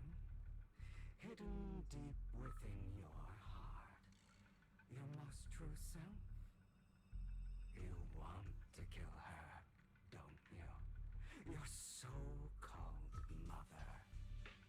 Every time she beat you without reason, when she tried to gouge out your eyes, when she sold you into that hell, laughing all the while. You wanted to be the one to end her life. Why not admit your hatred? As you are, you can hunt her down and make her pay for the living hell of a childhood she made you suffer. Yes, I hate her. I hate her because she was foolish and shallow, greedy and stupid. I hate her because she doesn't deserve to be a mother. She did everything she could to try and get into the Ravenlock family, believing she could live a life of luxury without having to do anything and never realizing she was a pawn, discarded from the very beginning. So she chose to blame me. Blame me for my heterochromia. Blame me for my very existence. But I won't kill her, because I know it won't change anything. She was incapable of loving me, just as she is incapable of loving herself. Have you been brainwashed by that dog? Keeping up the act of being some magnanimous and forgiving fool? Don't compare us. I've simply come to understand love or hate. I make my own choices, and they have nothing to do with anyone else. She sold you to the Ravenlock family for a huge sum of money. She used that money to start a new life without you. While she was indulging herself, you were going through hell in the Ravenlock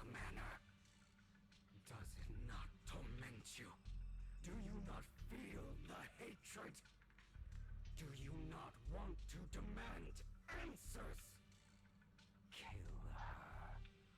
Only by killing her can you be truly free. For a long time, I thought the same way. But now, well, I want to make a different choice. Stop lying to yourself. You never had a choice.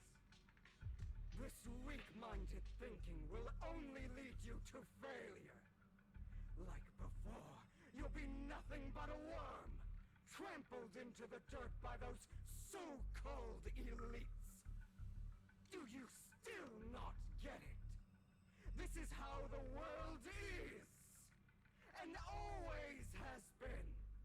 Hesitate and you'll be the victim. If you don't grab your knife first, you'll end up being on the other end of the blade.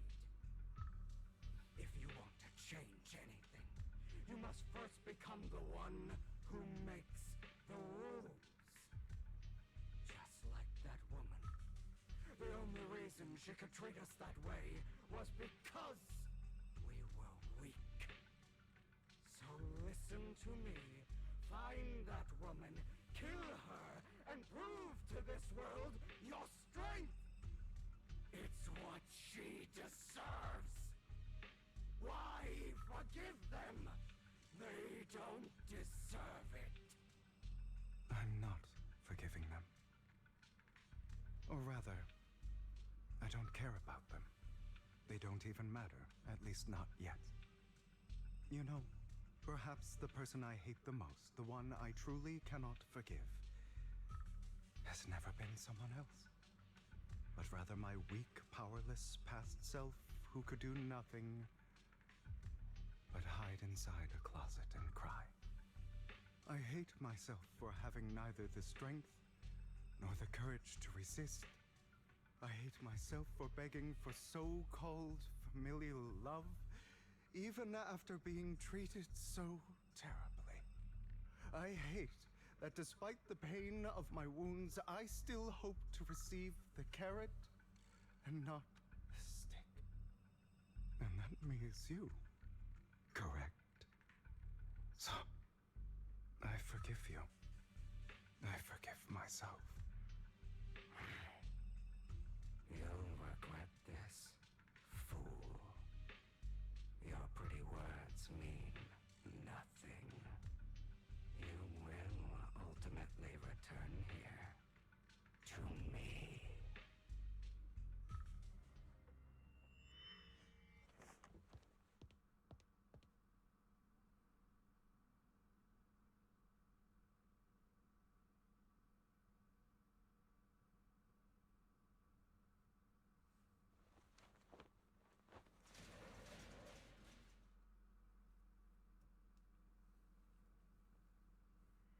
I see. This is still an illusion. I wonder who's going to show up this time.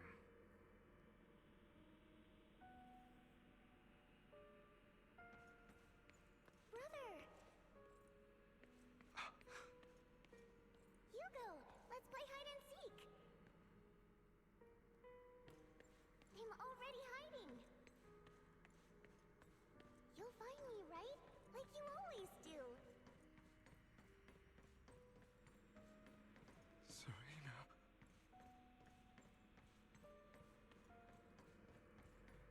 Oh, there's an exclamation point for it. I was thinking I was actually having to play hide and seek. I was like, where am I actually going for this?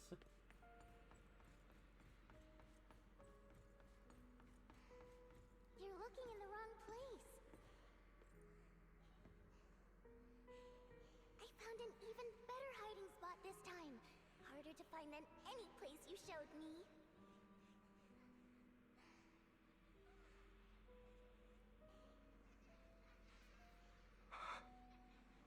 Hey, Hugo. Do you ever wonder why I had to die? It was because of me. That's right. It was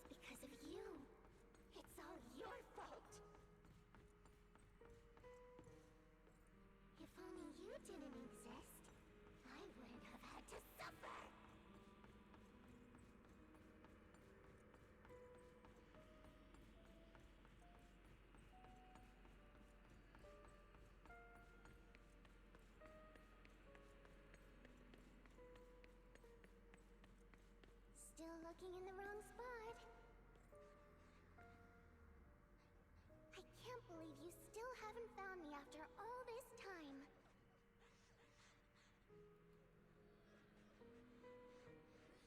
Have you forgotten about me?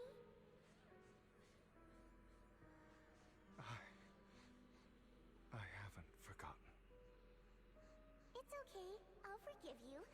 I'll still be nice to you, just like before.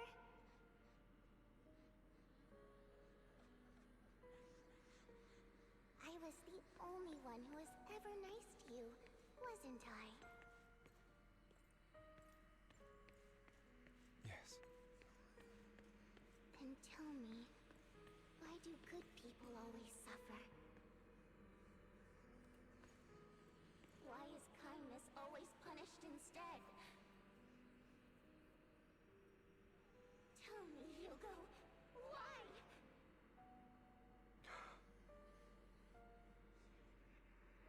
Hugo, are you lost?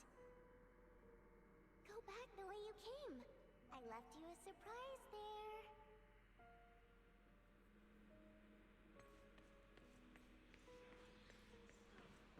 Ah, the inner demon.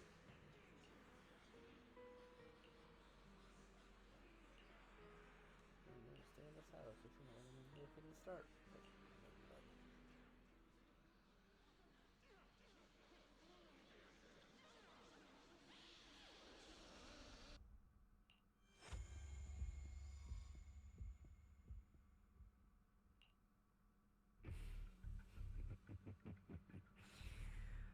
I told you that you would eventually return. We meet again, my friend. I told you, I am you. The side of you that you've always tried to deny existed.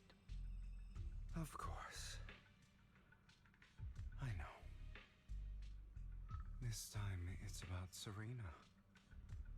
Right? Yes, your half-sister. And the only child in the Ravenlock family who was kind to you. Unfortunately, it was her kindness that led to her untimely death. It was my fault. I don't like the way you blame yourself. Because that means I'm to blame as well. And I don't think I did anything wrong. Your mother sold you to the Ravenlocks. And your father, he saw your talent and wanted to use you to push the other children into competing with each other. My brothers and sisters wanted to get rid of me from the moment they first saw me. In their eyes, you were no more than a slave. But Serena dared to treat you, a slave, as if you were human. And so, she was fated to die. They tried to kill me many times, but I was careful, and they did not succeed. So they killed Serena, who was weaker, an easier target, and pinned everything on you. Serena died in your place. Those cruel brats thought that by reporting this to Father, they could use it to get rid of you, a rival who threatened their positions. Yet, not only did Father not blame you for the incident, he praised you for it. In this world, only the ruthless, cruel, and merciless can stand at the top. And that's exactly what you managed to live up to, no? You found a perfect opportunity thereafter to catch the ringleader of the group who framed you and almost beat him to death.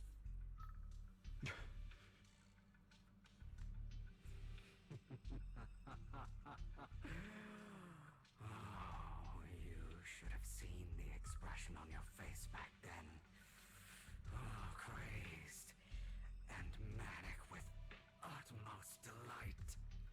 I'm not doing a lot of talking in this episode. I don't There's a lot remember of that. voice lines.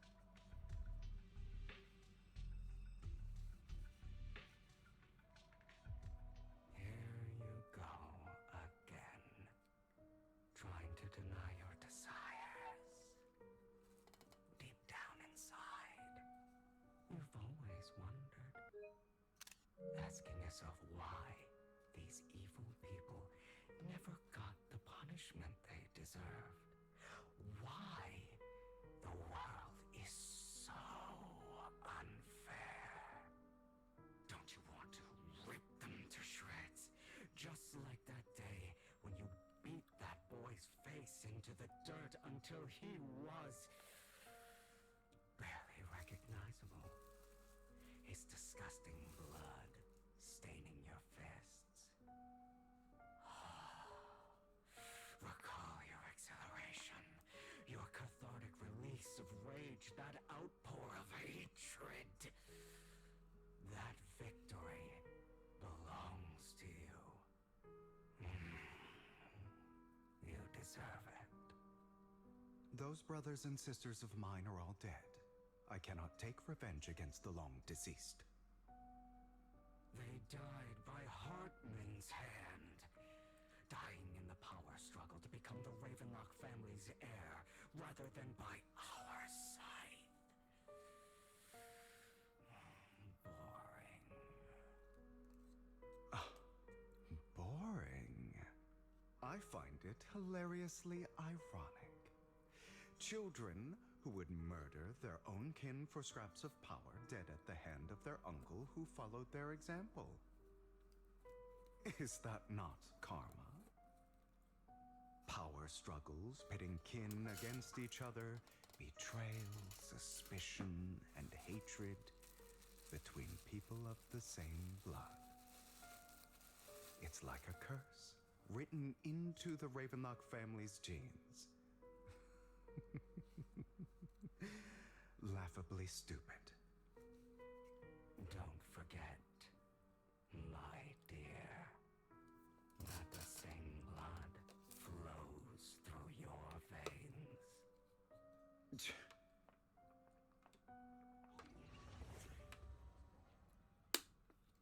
Oh. That's right, my dear nephew. No matter how much you deny it, the blood of the Ravenlock family flows through your veins. Survival of the fittest. Only the strongest deserve to live. Only the strongest deserve to rule. This is the path of success that has led the Ravenlock family to victory countless times. A blessing and a curse etched into your flesh and blood. As long as you live, you'll never escape the mark of family. You are destined to one day become someone like me, like your father.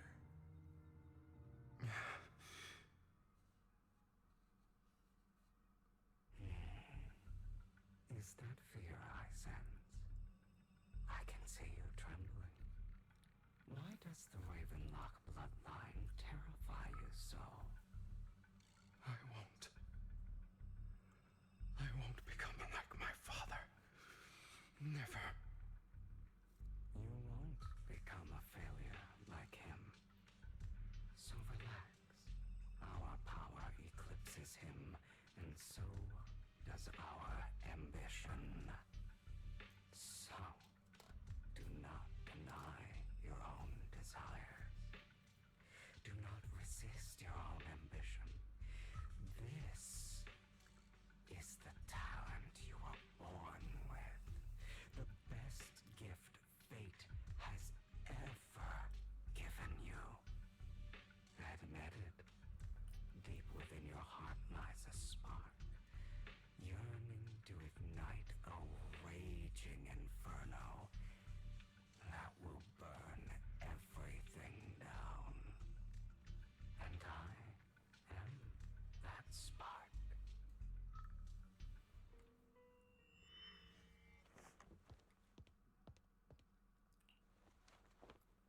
Oh, are we going to another illusion? Lycon. Never thought I'd be this genuinely thankful to see you.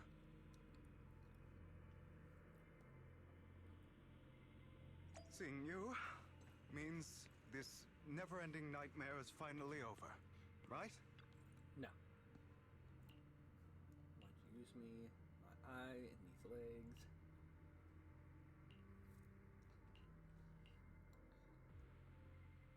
I don't want to hear something like that from you.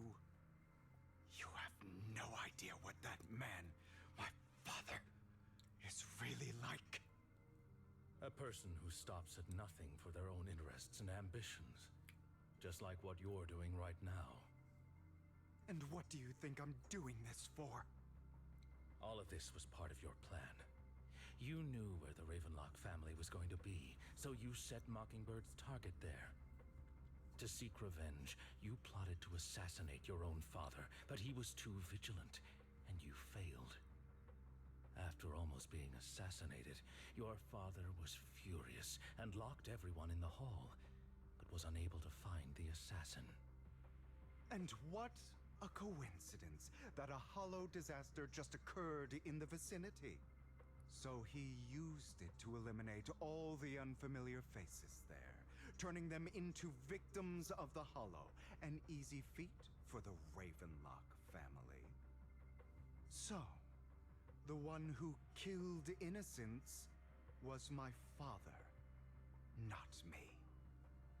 You knew what choice an extremist like him would make. And you used the chaos to once again attempt an assassination. This time you succeeded. You killed your own father at the cost of innocent lives. Admit it, Hugo. You don't care about anyone else. The only thing you care about is your revenge. How is that any different from your father? Enough. I'm tired. I may hate him for betraying me, but he wouldn't say something like that. What? You aren't Lycon. You're the other me, hidden deep within my heart.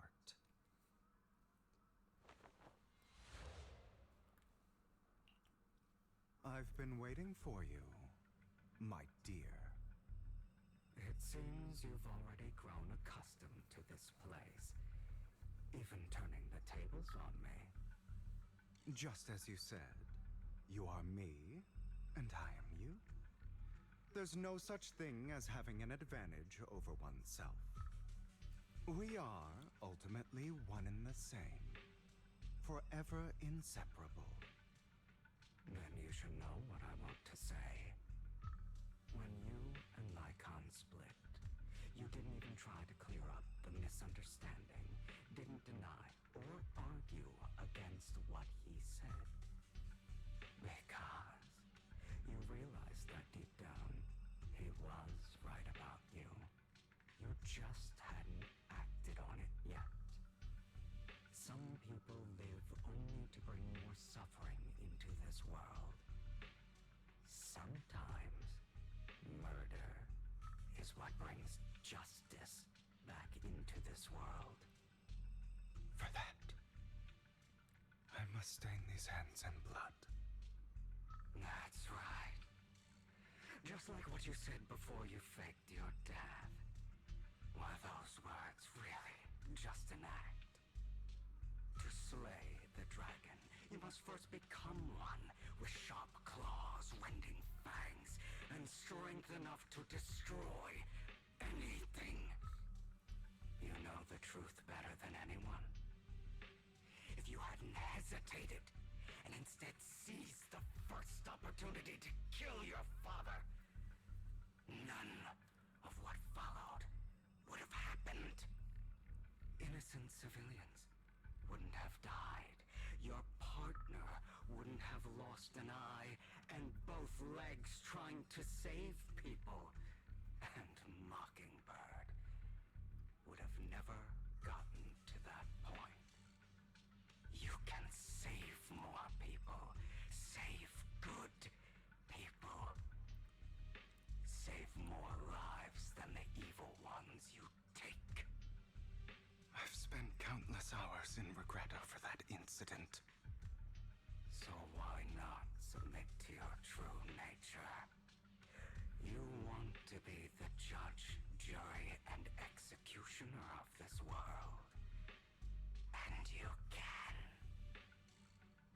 wasn't responsible for Father's death. The true mastermind is my uncle, Hartman. His schemes to kill the head of the family were all so he could take control.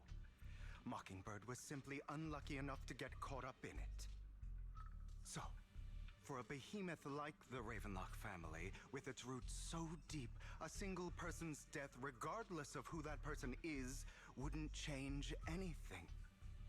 Of course, whether it's Tops, the Mayflower family, or even the entire world, it's actually all the same.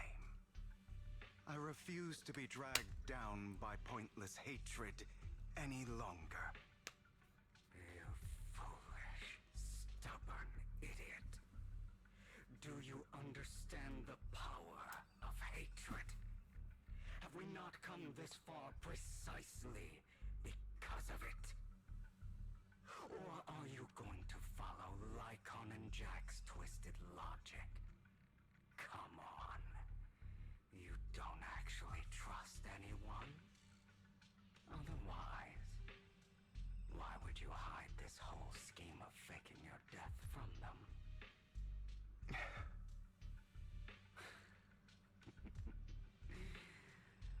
You've built an impenetrable wall around your heart, keeping everyone out. Of course you are right to do so. No one in this world can be trusted. Always. All you'll receive is hatred from your own blood and no love. Suspicion from your companions, and betrayal that comes all too easily. But the most ridiculous thing is that you want them to trust you. You stay silent and long for them to notice your suffering. You yearn for your companion's understanding and trust. Idiot. That's why you are incapable of exploiting them for your own ends. You care about their safety even more than your own. But remember, only the weak need companions. And we are children born from hatred. We are different from them.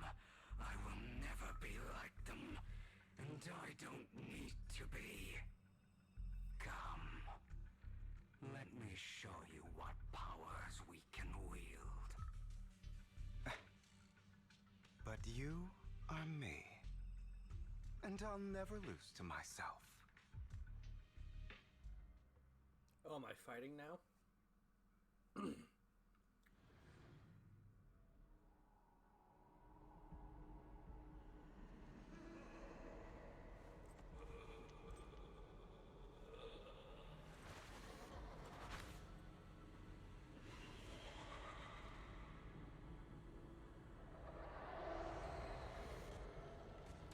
Or is this just a fighting scene? Oh no, we are absolutely fighting as hero. Think about all the injustice you've suffered. It's about time you meet. If you choose to forgive, you're betraying yourself. You know that.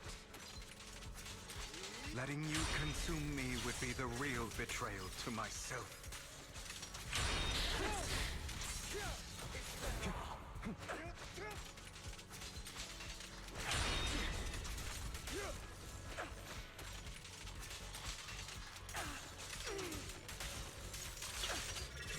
You're just afraid to admit it. Out of my way.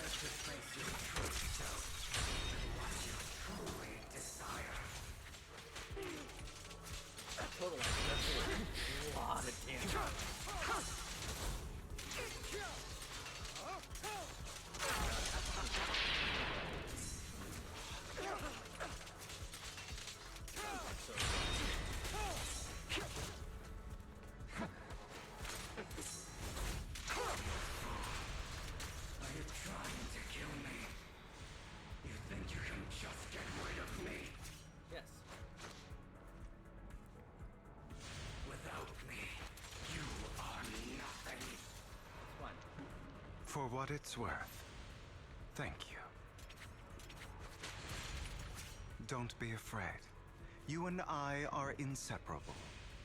You're part of me, just as I am part of you. Fancy words won't change anything. No. It's not just platitudes. I finally understand now.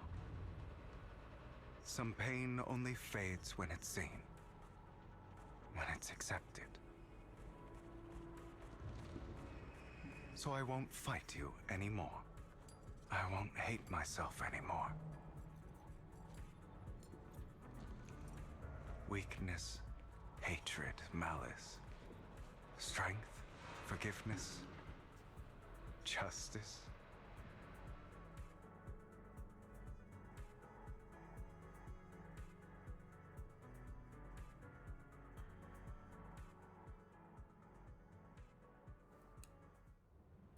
Oh.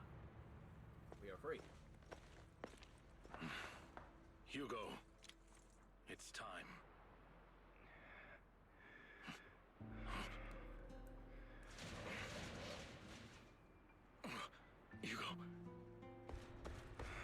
Hugo, you... Did I scare you? I made it through. I won. No praise for me, my dearest partner.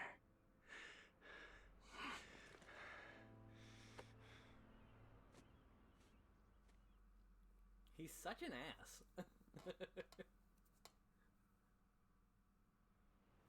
This is just like what I saw in my dream. Alright, well, maybe we'll catch up. My former partner.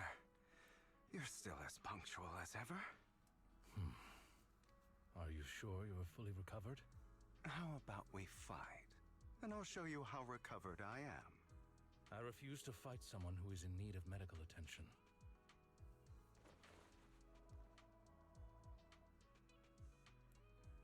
How thoughtful. I'm touched. That fucking phone, Or I swear to God. perhaps is this hate simply that damn part of thing so Victoria much. Housekeeping's professional care? I'd rather you not starve to death.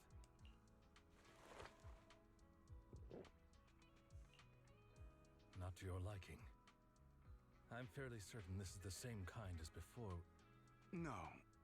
I've just gone too long without food. It feels a bit uncomfortable. Either way, thank you. Now tell me, what exactly happened in the warehouse? Just going a bit crazy from... you know what? Were you expecting anything else? But... I did have a very long dream. A dream about many things from the past. If I had to put it into words, it would be like giving myself psychological therapy. You seem like you could benefit from some too. How about it? Want to book a session with me? Trust me, I'm a pro. Seems you really have recovered. Well, of course. I'm feeling pretty great right now. Like I could argue with you all day on every petty detail of who exactly was in the wrong back then. I wanted to ask, what you said about Mockingbird before, when you faked your death, was that part of the act? Oh, you mean the part about how Mockingbird has never really changed anything or saved anyone. I didn't expect you to still be so hung up on this. Interesting. After all, it was you who chose to betray Mockingbird. To betray me. Just as I said before, I never considered Mockingbird a failure. Perhaps Mockingbird deviated from its origins, but it has its value. You shouldn't reject the things you've done. Or Mockingbird. I have contemplated this before. Yes. Mockingbird has helped some people and has genuinely managed to cause trouble for those who abuse their positions of power for evil. Yet those those in high positions still possess immense resources, and the people we helped remain destitute and suffering, willing to become slaves to those in power for scraps. But just as you said, even if what we did was childishly idealistic and flawed, as little as we actually achieved, even the slightest change is by no means meaningless. Nothing holds more value to me than Mockingbird. All right, let's catch up later.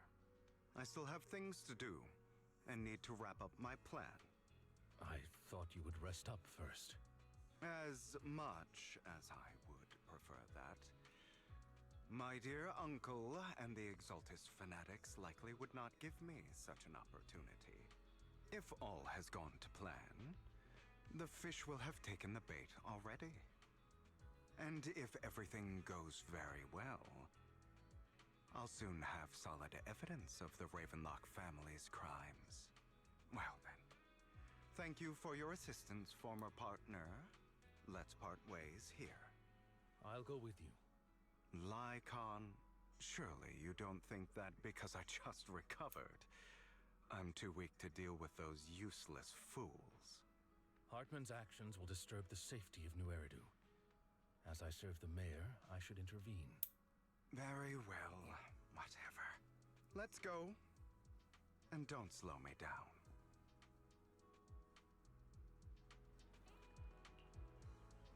What do you mean, don't play coy? Now you're not spilling your whole plan.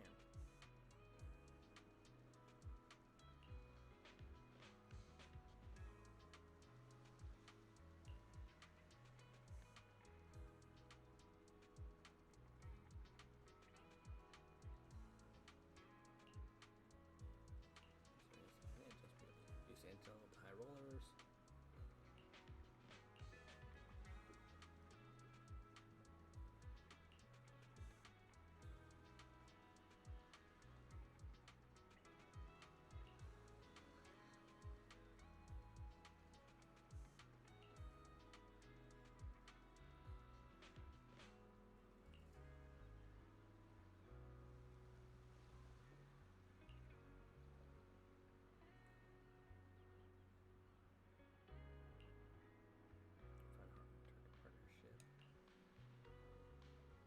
To that, you sent the crime warning letter to the mayor, gained spring action.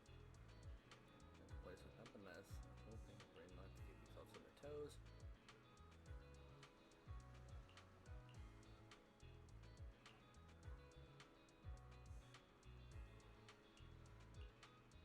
Just hoping it's also the mayor and I are on the same wavelength so we can tweet to the lab. Which is why the mayor has such respect for Hugo.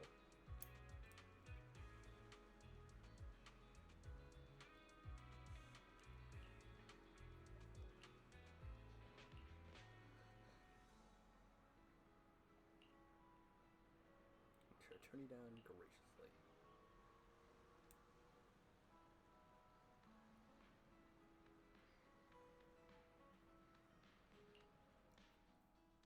Are we now back to current time?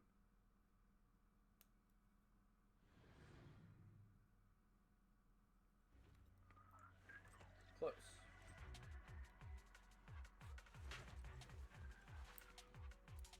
I'm sure you've heard about the missing workers from companies under the Ravenlock family, too.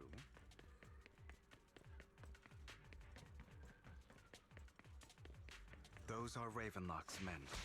The workers with them are the victims who were tricked into going into the Hollow.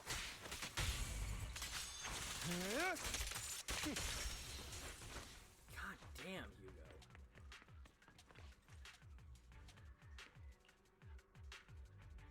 It's like a truck. Thank you. So tell us what those Ravenlocks did before they ran off. Put us into the Hollow. This is the job of high pay.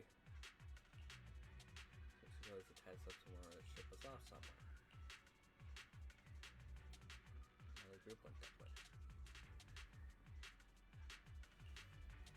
Yeah, get out of here.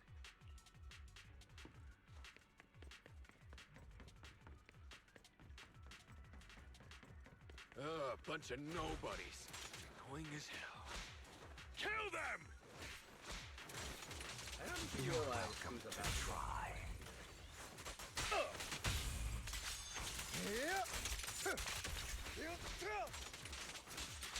The thing is, I know the next banner is absolutely so I'm gonna pull for him. And I might have to remake my ice team at this point, especially like with More workers Miyabi here. and Hugo. And quite a lot. Lycon, Miyabi, Hugo. Ooh. It also depends on if Hugo's at, like, what Hugo's ability is.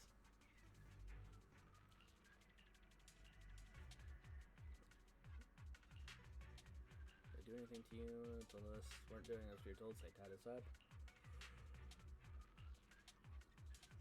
Whole bunch more by the roof. Alright. Is Hartman behind this, too? I would assume so. Of course. He threw them into the hollow like offerings for the Exaltists. Yeah, I saw some polychromes in that. So To him, those workers are just another resource, no different from the ether his company mines in the hollow.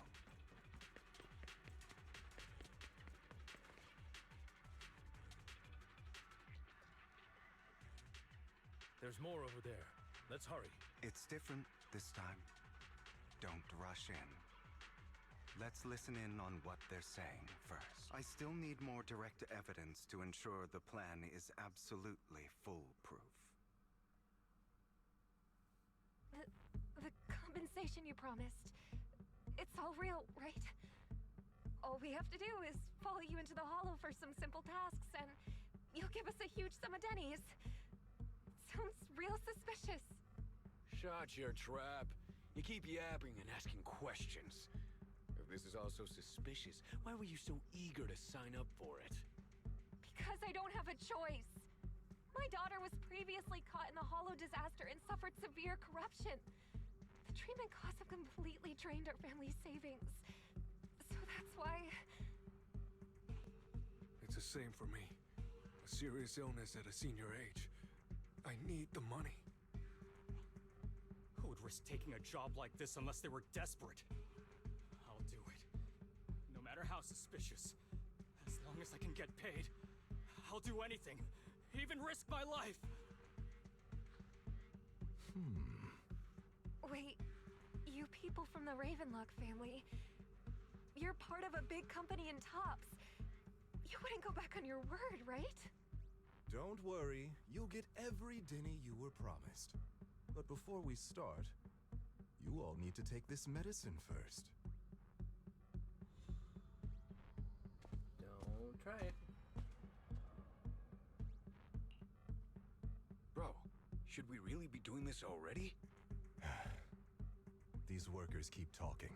We're wasting time like this. And the sooner they take it, the sooner it'll be over. Consider it an early release for them. What? You didn't say anything about having to take pills before. Look, this is good stuff, all right? It'll increase your ether aptitude. There's tons of people who'd kill for something like this. Exactly! You'll be working in the hollow for several hours. This is essential medication. You have to take it before we continue. If you refuse, then you can forget about the job. Of course, you won't receive the compensation either. Lycon, what are you doing? Rescuing those workers, of course. There's clearly something off about those pills. We can't let them take them. Now is not the right time. As I said, we need more evidence to ensure the plan works. And as I said many years ago, you can't exploit innocence to achieve your goal. So that's how you see it. If that's not what you want me to think, then explain everything to me. All right. It's a little complicated, but simply put, these workers will be fine. Of course, it's your choice to trust me or not. But if you try to rush in, I will stop you. I trust you.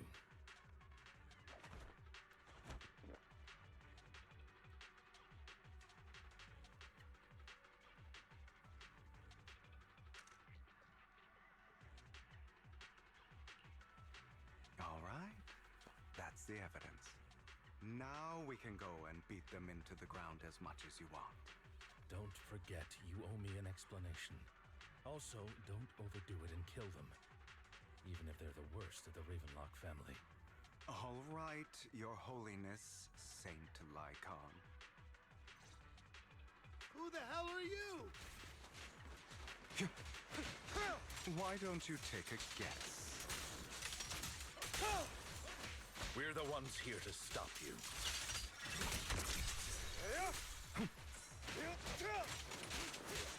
Can't remember the last time we worked this way.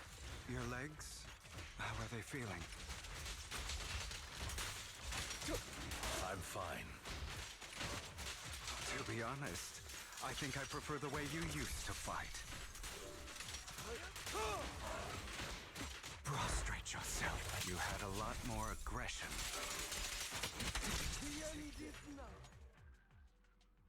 Damn. Damn it! Who the hell are you? How dare you mess with the Ravenlock family? Ravenlock. Savor the name while you can, for it will soon cease to exist.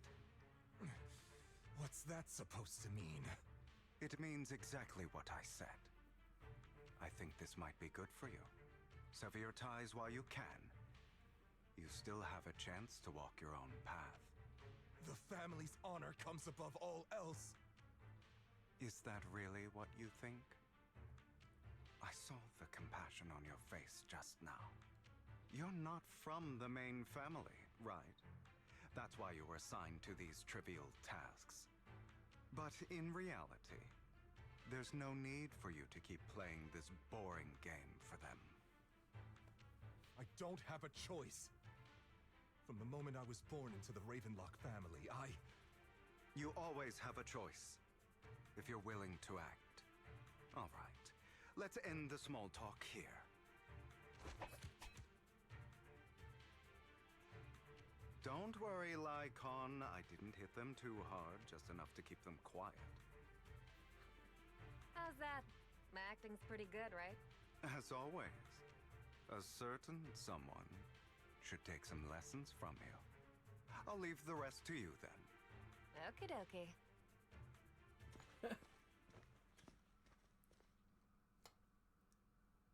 Well played, Hugo. Well played. Okay, now can you tell me exactly what's going on here? As you can see, that worker just now was actually an informant of mine. The pills were swapped out with vitamin tablets. Outside of this batch, some workers have already taken the actual substance Hartman has. But rest assured, the antidote for it is already in development.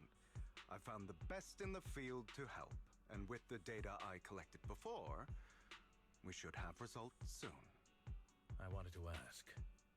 The reason you decided to lock yourself in a room and endure the effects of the drug, besides getting evidence, it was also to collect data on this drug in order to create an antidote, correct? It seems you're not completely beyond hope. I thought you were just being stubborn. Sometimes I wonder if you know me at all. Then, I have one last question. Why did you never tell me any of this back then? The truth is, I heard everything. That entire conversation between you and Jack. Before he passed away in that small attic. When Jack called you aside and gave you those warnings.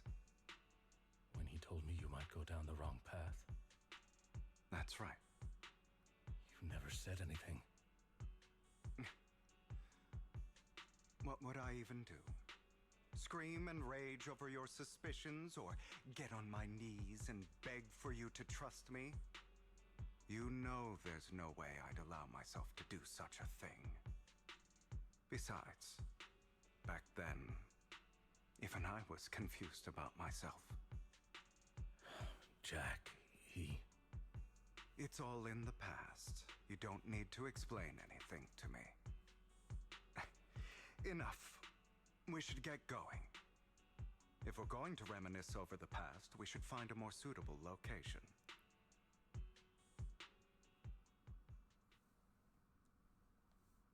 Lycon? Back then, I didn't do it. It was a scheme Hartman devised to take over the family. It was Hartman who killed my father, too. I only discovered the truth long after the fact. I did indeed attack my father, and I thought he was dead. But he wasn't. I couldn't kill him. And even before that, if I hadn't hesitated, none of what followed would have happened. Even now, I still think they deserve death. But I no longer care to personally deliver that fate. They're beneath me. And I have more important things to do. You? I know we may never agree on that point, Lycon.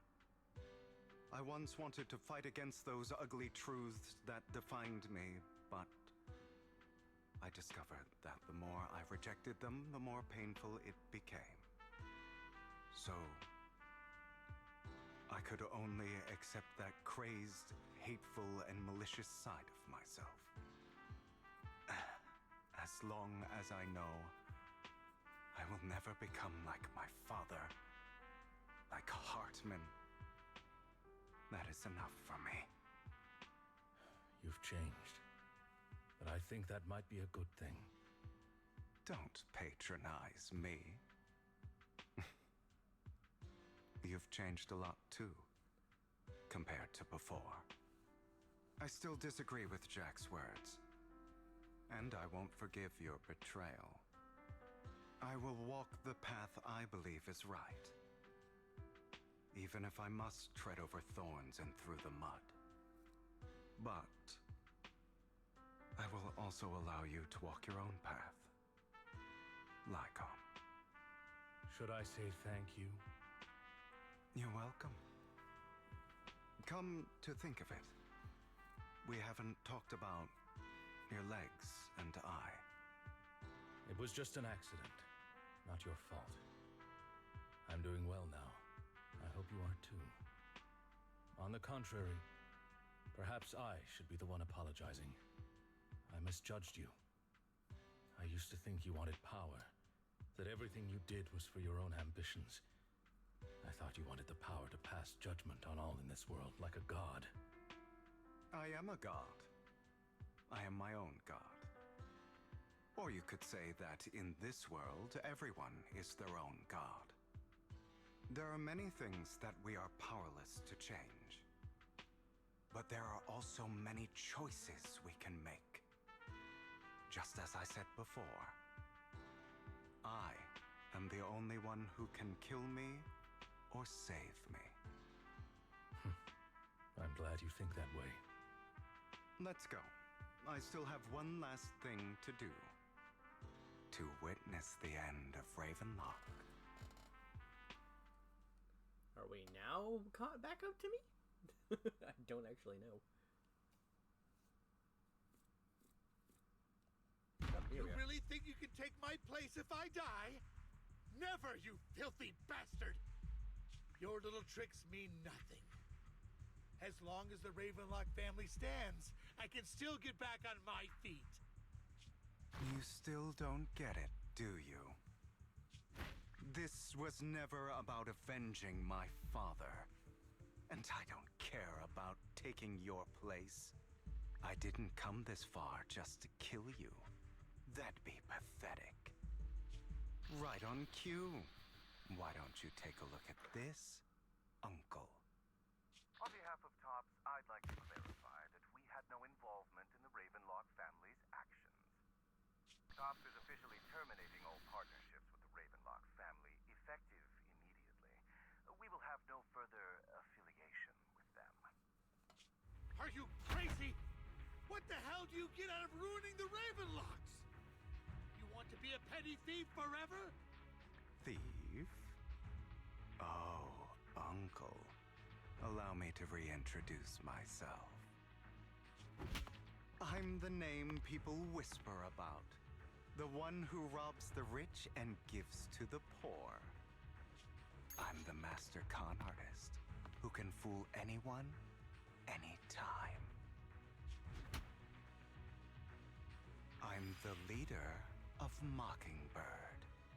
The one who turns every headline into my own stage. I have friends who'd catch me if I fall, partners who'd shed tears for me, and allies who always have my back. I am Hugo Vlad. You're the one who needs the Ravenlock name. I never did. You ungrateful bastard! You should have never been born. You flatter me. Same goes for you, Uncle.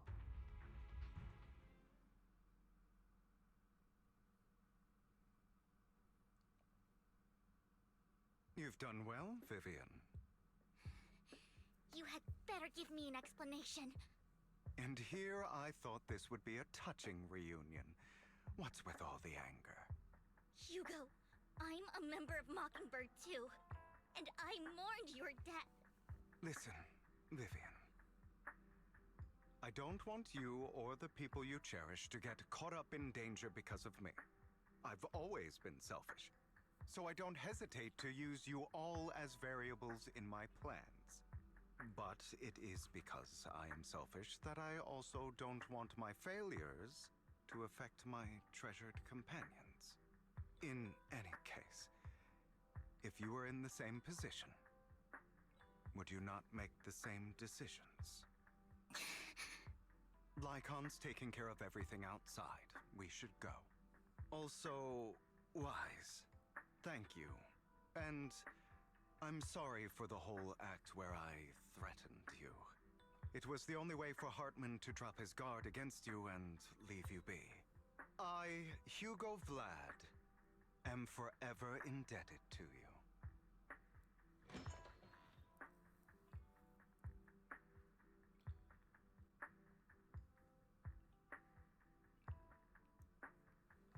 Master Proxy, although it is late, there is some important intel that I must give you now.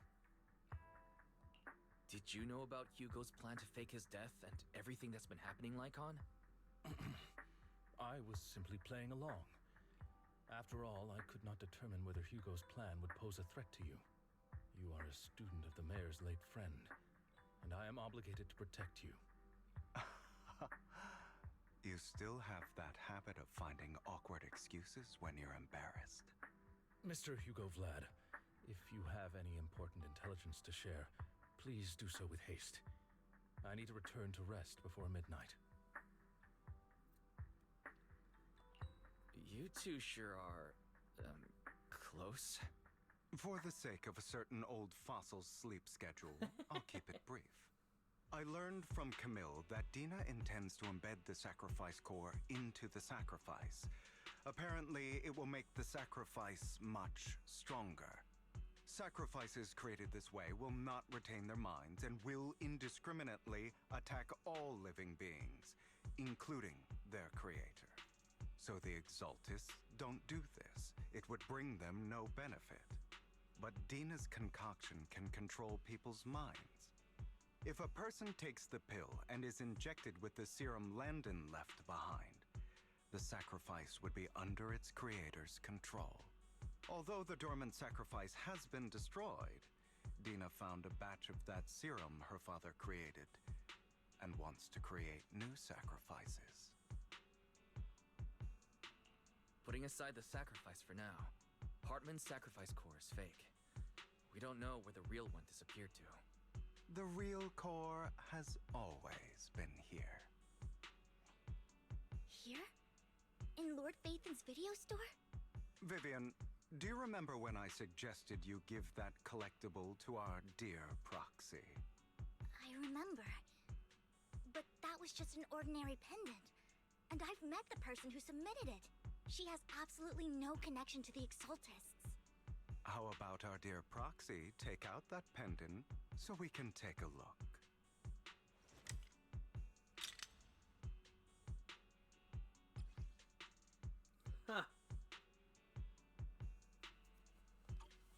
you're a bastard. I'll take your surprised expressions as a compliment for my little trick. I will hand over this core to the mayor as agreed. Since he fulfilled his promise to protect Vivian and the manager while I was pretending to be dead, I won't go back on my promises. No wonder the mayor would promote rhetoric favorable to Mockingbird. I can't believe I thought he was actually being sincere. Since we have the sacrifice core, all we have to do now is stop Dina from using innocent people to make more sacrifices. Yes, and we need to destroy the last batch of Landon's serum.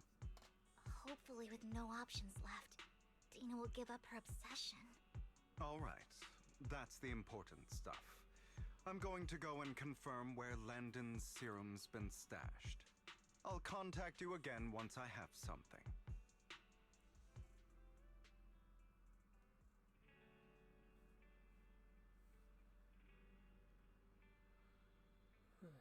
Turn into a werewolf again.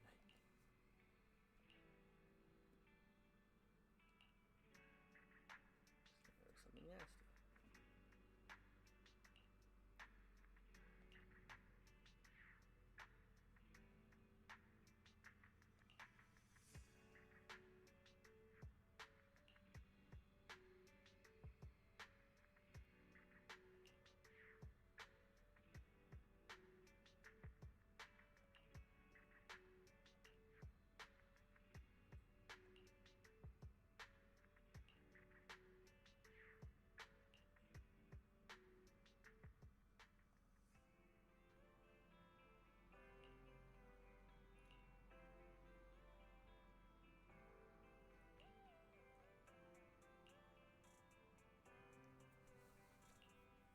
Alright, we're going in. We'll finish it. I think we might be in the last part of this.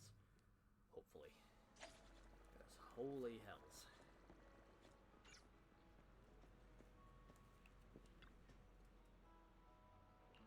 Alright, time to pick him.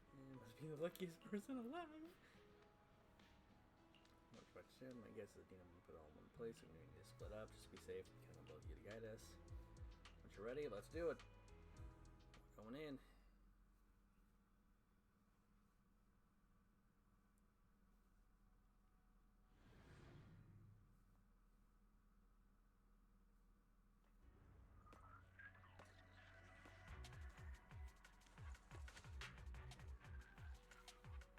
Landon's stash should be somewhere nearby.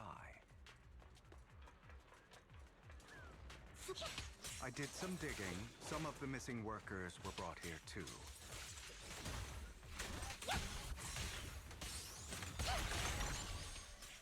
Dina's getting ready to make her move. Don't worry, we'll clear them out. What? Can't handle it? In position. They're trying to destroy the goods! Stop them!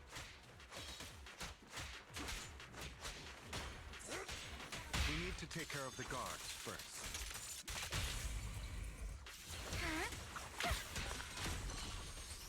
Some of the serum is stored in this warehouse. You're not taking anything from here! Evade, now! Hugo, get the guards first.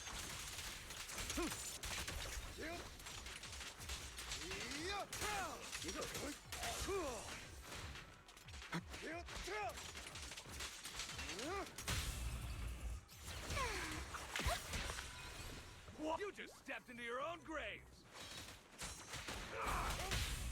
I'll write the ending to your... Fools. Take this. Truth is a beloved fairy tale. Not worth my time.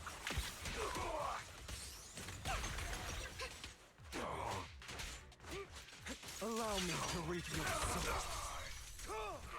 I'm part of Mockingbird.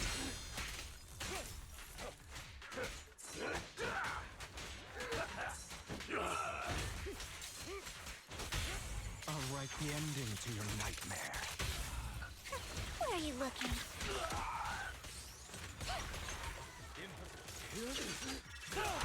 The end is now. That is a dangerous ability, Total Eyes. More of Landon's serum survives than expected.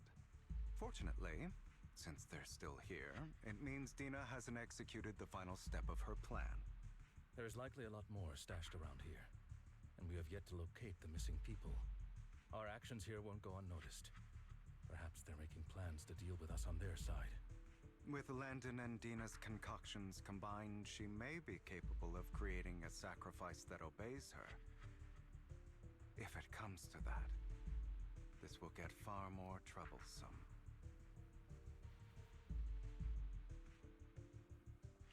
How about we split up? Hugo and Lycon will destroy what remains of the substance around here, and Vivian and I will go search elsewhere. Very well. Let's go with your plan. But be careful if you encounter Dina and her people. According to Camille, she's absolutely obsessed with completing her father's dying wish. Who knows what she may try? Let's part ways here for now. And perhaps the other manager could use EOS to guide us. Sure. I've been feeling way better these past few days, so just leave it to me. It's only now that I realize how fortunate we are to have two Lord Faithins. Yeah, but I feel like our work's doubled. In the past, Wise and I would only ever work on the same route.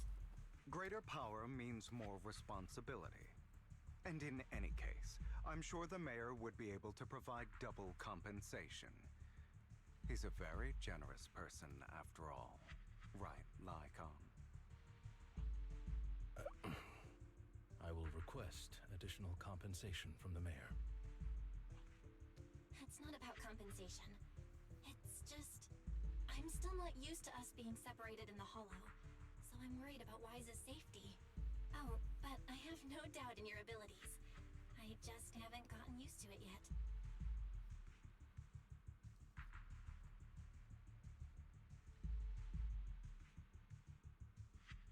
Uh-oh.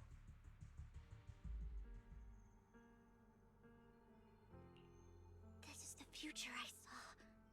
Lord Pathan.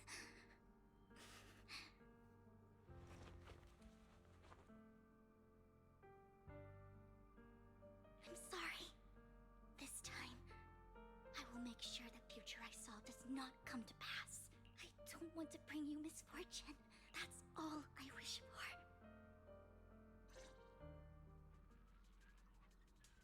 Vivian, what are you doing?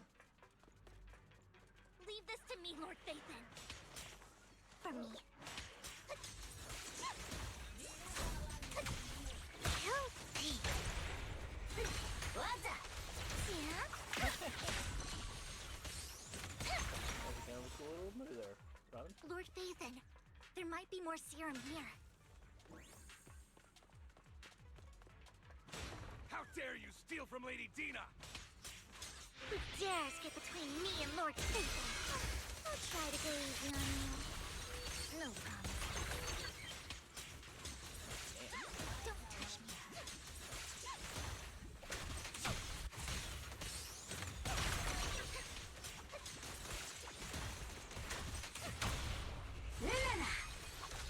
Idiot. There are containers by the fissure.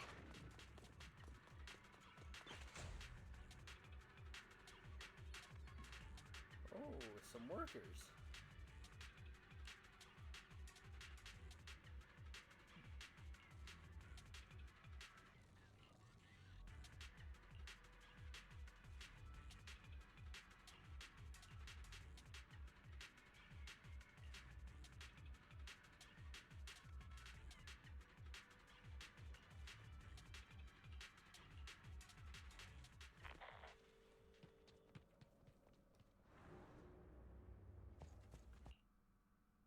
It must have been tough for you to find this place.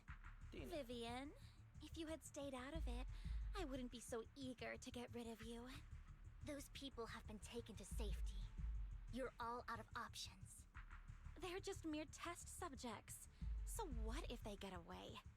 There will always be people consumed by greed, and therefore, they will come willingly to me. In any case, what are a few sacrifices in comparison to the completion of Father's grand ambition? Dina, you deceived those people. They didn't come willingly to you. You tricked them, just like Landon did back then. Deceived? Father gave hope to those who had everything taken from them by the Hollows. Vivian, you once rejoiced at the hope Father offered you, too. Before Father took you in, you were no more than an omen of disaster that no one wanted. It was Father who gave you shelter and a purpose for existing. Do you remember the first time you bestowed a blessing under Father's guidance? How did you feel when that person looked at you with adoration and gratefulness? That was the first time you felt hope. Like your existence had a purpose, right? Don't forget that it was Father who, through what you call deception, gave you hope. And you, what have you done? You basked in Father's attention and everyone's adoration, only to destroy everything. Do you think that by leaving the Exaltists, those people will live better lives? Of course not. Those who suffered under the Hollows will only continue on as walking corpses, without the hope Father gave them. Do you really think you're some sort of savior, Vivian? In the end, you're just an ungrateful brat who brings misfortune to those around her. It was you who destroyed everyone's hope. Not everyone wants to live in false hope, Dina. You say it's because of greed that people willingly become your sacrifices. Perhaps those people aren't entirely virtuous. But that greed is just wanting to live a better life beyond the Hollows. What you and Landon have done was never about giving people hope, but exploiting it. Stop lying to yourself. Deep down, you know what Landon did was cruel. No. Back then, when Landon wanted to inject you with the serum, the fear in your face was as plain as day. I saw it all clearly. If all of this is as righteous as you claim, then why did you make such an expression, Dina? Don't look at me with such pity! Father did nothing wrong. All of this is to make something of the Hollows other than disaster. That's everyone's only hope. Dina, it's not too late to stop. Stop living in this lie. You know what would happen if a sacrifice loses control and escapes the Hollow. It's not the Hollows that are to blame for those people's deaths, but the hope you keep talking about. That will cause more despair and claim more lives. That is merely the necessary sacrifice to accomplish a greater goal. No one deserves to be a sacrifice. Your hypocritical magnanimity disgusts me. I can always go and get more test subjects if they've escaped. And I will be able to replicate Father's serum with enough time. With you gone, I'll be able to complete Father's gift to the Creator and fulfill his last wish. Camille, release the failed subjects. Lady Dina. Camille, are you going to do what you did before? You keep saying you'll follow the Creator, but it's all lies. Lady Dina, the Hollows took my family from me. I understand that there's no way to get back what I've lost. It was Lord Landon who told me that the Creator would guide me. One day, Hollows will no longer be disasters. Everyone will be able to survive inside them. I look forward to the day when this hope becomes reality. I watched you grow up, and I know that you've always looked up to your father. He gives you hope, and I destroyed that hope with my own hands. I know the pain of loss, so I've always felt guilty. I want to atone for the hope I destroyed. But Dina, I don't want to ruin more lives. And I don't want to continue watching you destroy yourself. Vivian is right. Not everyone wants to live in false hope. So, please, stop Camille, are you abandoning me too? I'm not abandoning you. I just don't want to see you go past the point of no return. The point of no return? I passed that point ages ago. No, Dina. You can still turn back. I'll be your way back. Where are you going, Camille? I made a deal with Hugo and the mayor. If someone needs to take the fall for this, let it be me. I did it. All of it. I've been forcing Landon's only daughter, Dina, to research how to create sacrifices. I colluded with the Ravenlock family for my own gain. Everything Dina did was under duress. Since I've kept her captive for so long, she doesn't have the skills to survive as an independent member of society. She'll need a caretaker and teacher. Someone who will look after her and educate her. No! I refuse, Camille! I refuse to accept this! Dina, I'm going to dispose of those failed subjects. I won't allow it! You'll die! I won't allow it! You can't leave me. I command you! You've always followed my orders, and you will follow them now! It wasn't your orders that I've been following. My younger sister, who was stolen from me by the Hollows, also had such beautiful red hair. When Landon told me the Creator could bring me hope, you were standing there, right behind him. I was certain, then and there, that this was the hope the Creator had given me. Start over, Dina. You still have so long, so much time. You'll make friends, find people who love you, and make many beautiful memories. That's not what I want!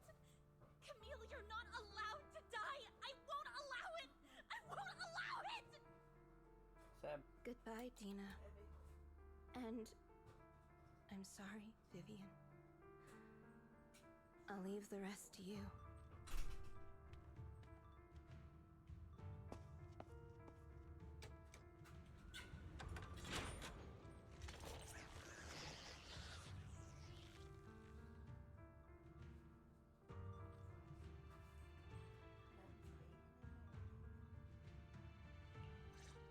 Let's take out these ethereals first. We can't let Camille's efforts go to waste.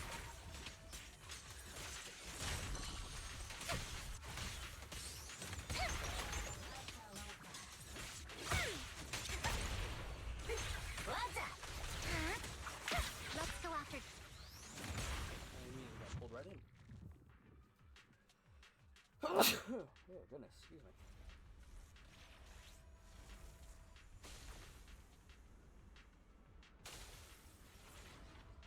Oh?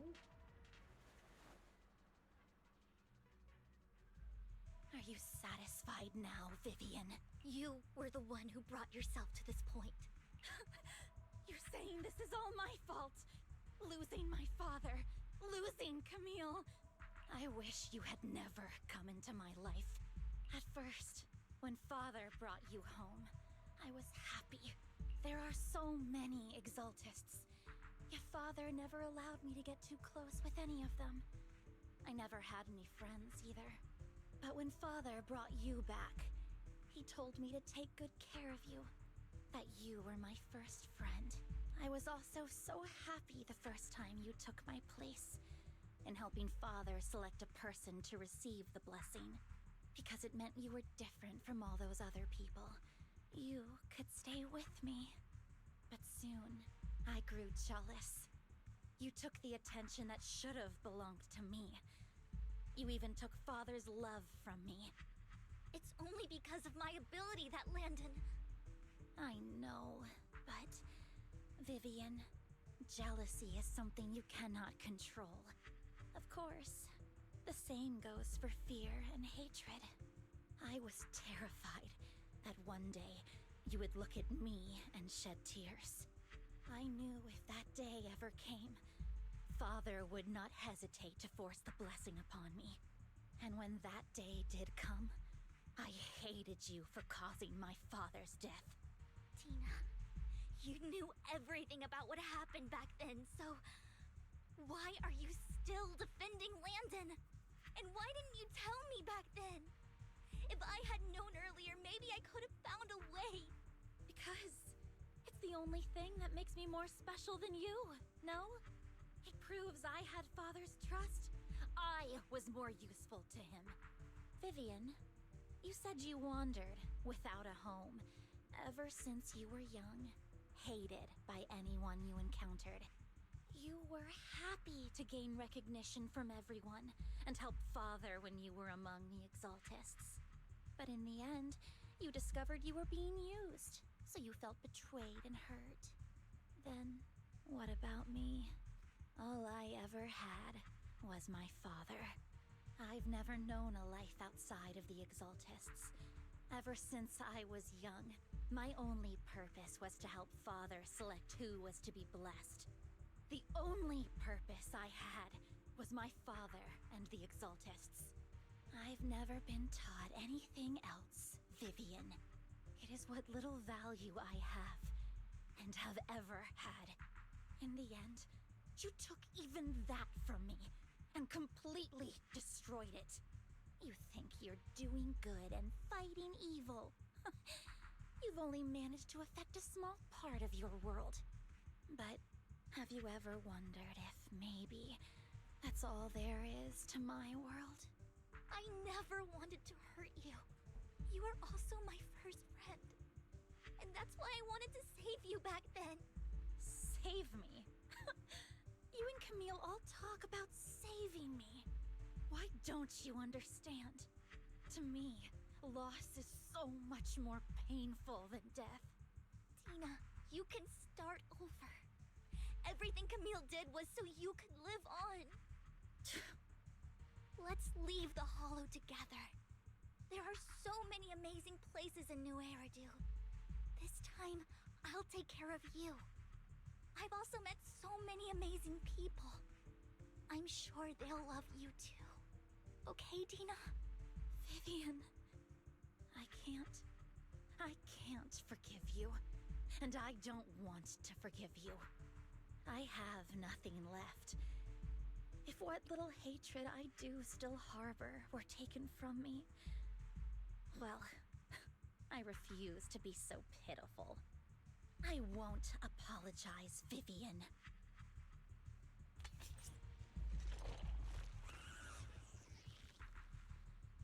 I don't want to hate myself, so I can only hate you for killing my father, and hate Camille for leaving me. That's just the kind of person I am. Hateful and despicable.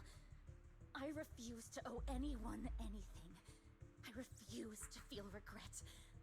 I won't. Vivian, I will keep hating you.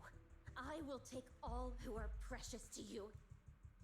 I will also hate Camille, so I won't do as she wished and start a new life. Vivian, if you had never existed, if I had never, you would be... Lord Phaethon, please do not interfere. She was my first friend. I'm going to bid her farewell.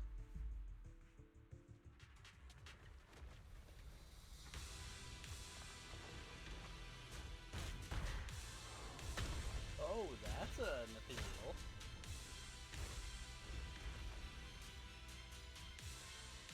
Dina, soon the pain will be over. Lord Phaethon, don't come any closer.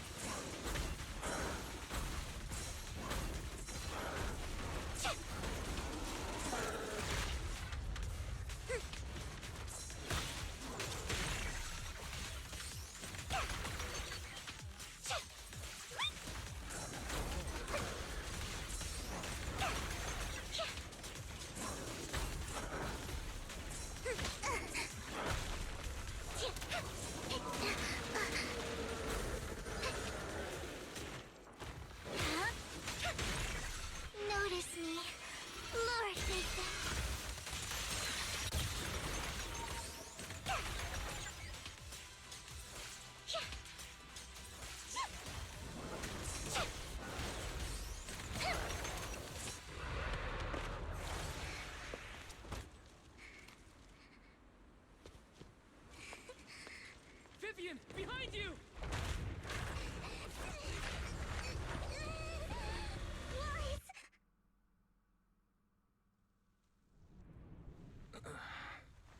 What happened? What the...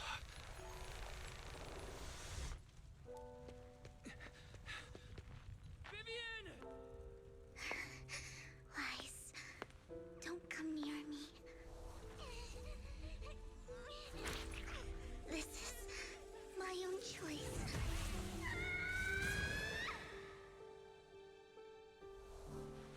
I will change the fate I saw. Vivian! I just want you to remember me when I looked my best. Vivian! Careful. Vivian, your body. I'm sorry you had to see me like this, but I don't want to be the one that only brings misfortune anymore. No. There's got to be another way. It's so warm, and the night is beautiful. Vivian?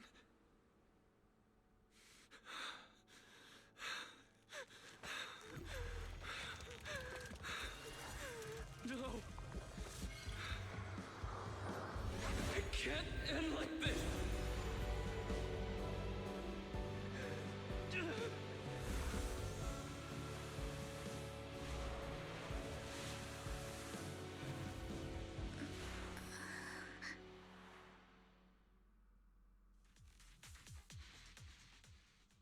What? What just fucking happened?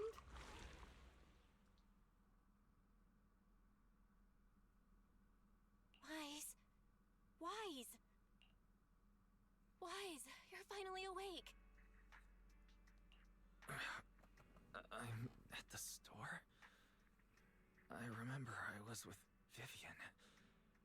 Wait, she injected herself with Landon's serum. Is she okay? Hugo and Lycon brought you out of the hollow. You scared me to death. Thank goodness you woke up. And you said Vivian used the serum on herself? But she looked fine to me, bar a couple of scratches. Hugo sent me a message earlier saying he got her checked over and she was alright. Do you remember what happened? The situation was dire, so Vivian used the serum on herself to defeat the ethereals. I saw the crystallization process starting to occur. I can't describe exactly what happened. I saw something blurry, but I just wanted to stop Vivian's corruption process. I don't know exactly what I did, but then I lost consciousness. What happened after that? When I led Hugo and Lycon there, it was just you and Vivian lying there on the ground. We couldn't wake either of you. Let's put that aside for now. Do you feel any discomfort-wise? I'm a bit dizzy, but otherwise, I'm fine. Don't worry. Phew, that's good. You should rest for tonight. Hugo and Vivian said they'll come over tomorrow, so we can discuss the details then. Okay. Sorry for worrying you, Belle. What Good night. the fuck was that?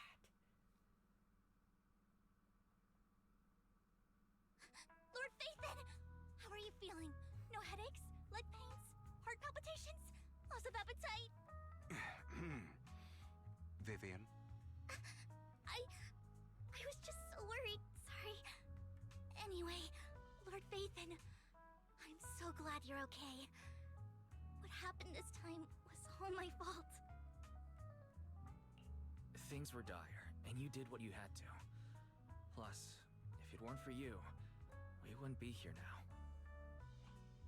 So what happened? Wise said he saw the crystallization process start, but I didn't see anything through Eos. Hugo? Lycon? Did either of you guys see it? Allow me to explain.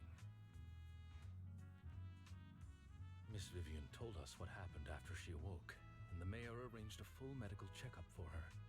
Based on the results, Miss Vivian indeed shows mild corruption sequelae.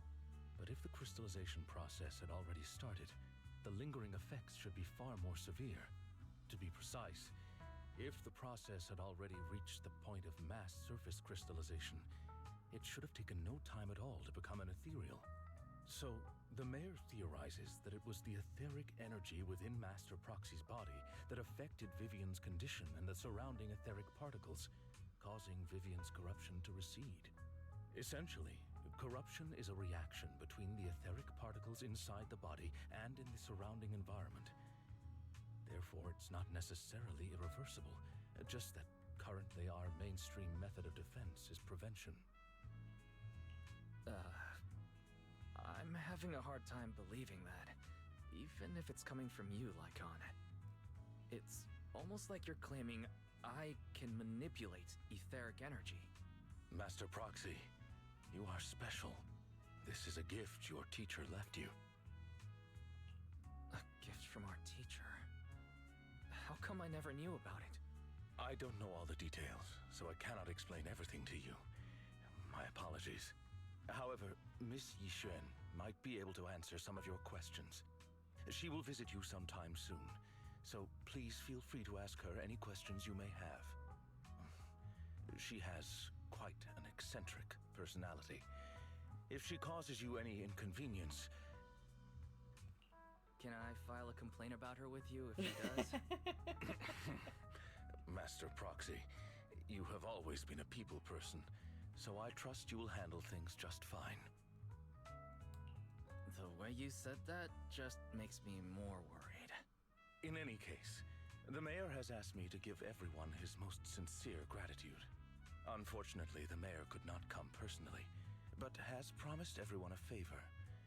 Provided it's within his means, he will offer his unconditional assistance once. There is no time limit on this favor. Unconditional, What if I wanted his position as mayor? If that is what you desire, then the mayor and his subordinates will be first in line to vote for you in the next election.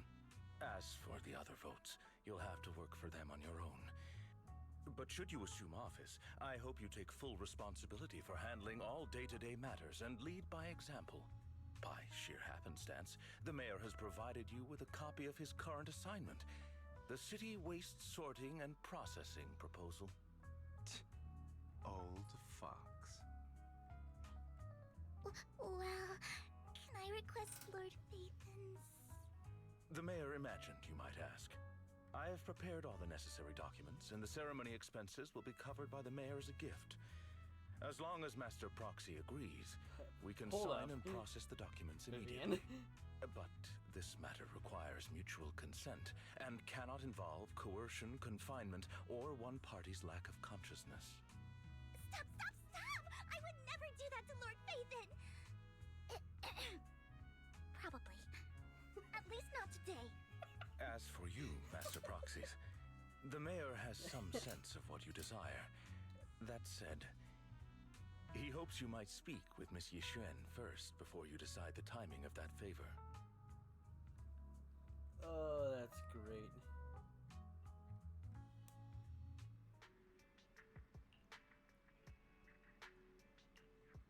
Keep thinking about it. I feel like something insane's going to happen. Get some rest. We'll talk about it later. Yeah. Because we still have to talk to Yixuan about what we could do with this ability. Okay, we'll control etheric energy. That would make a lot of sense.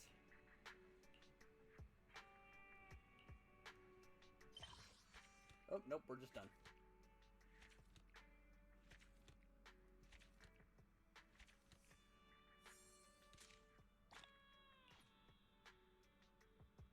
I think that's that.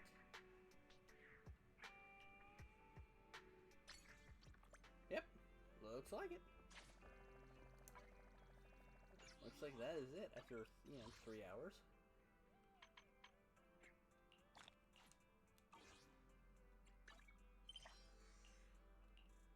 Oh. We're not done yet. We're not done yet at all. Is this gonna be talking to you, Sean? Yeah. Yep, I do know her.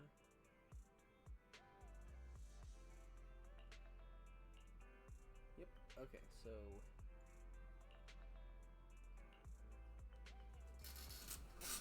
really, Seb? Dude.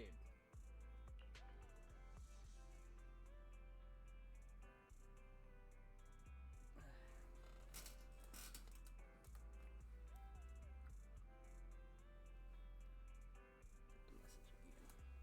Seb.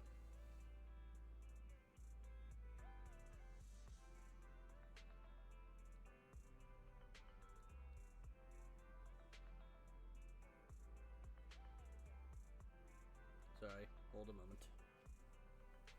Or I guess I'll keep going. I'll message you again real quick.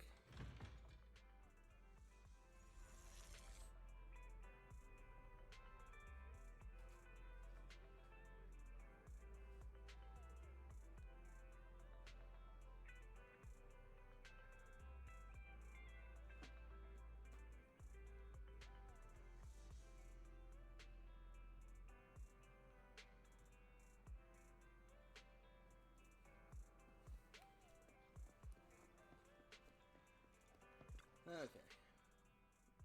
I did not expect that such a spiritual entity would exist here. It appears this street is a geomantic gem. Sam. A spiritual entity? His name is... No, I was simply a bit surprised. It's rare to find such an intelligent individual of this breed. On that green, looks like paintbrush bag right there. I just happened to hear it and I looked over and just went, hmm? Yeah. That literally happened but moments ago.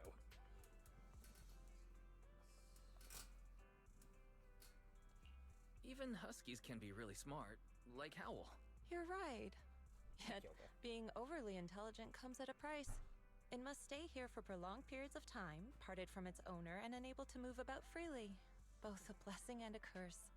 However, it seems quite happy. We've strayed a bit off topic. Since you're back, let's discuss our partnership.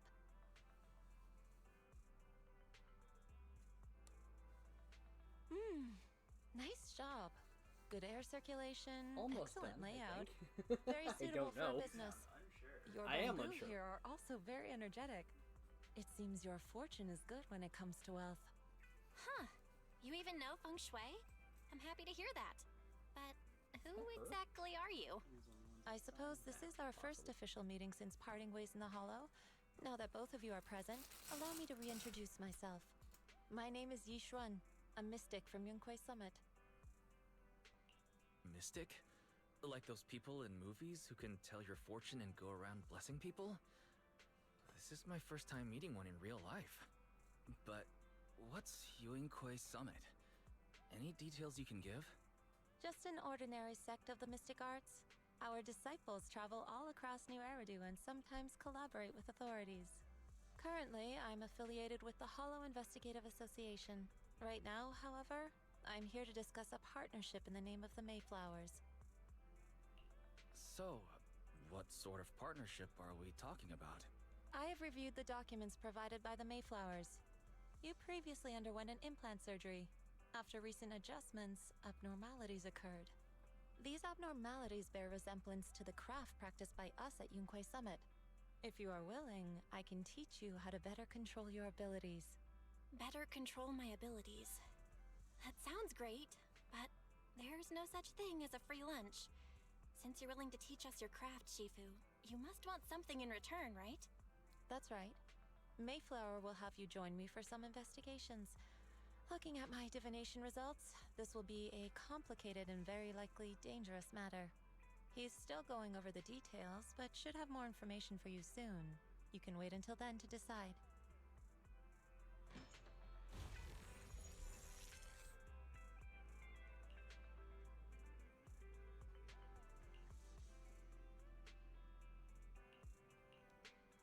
Sure.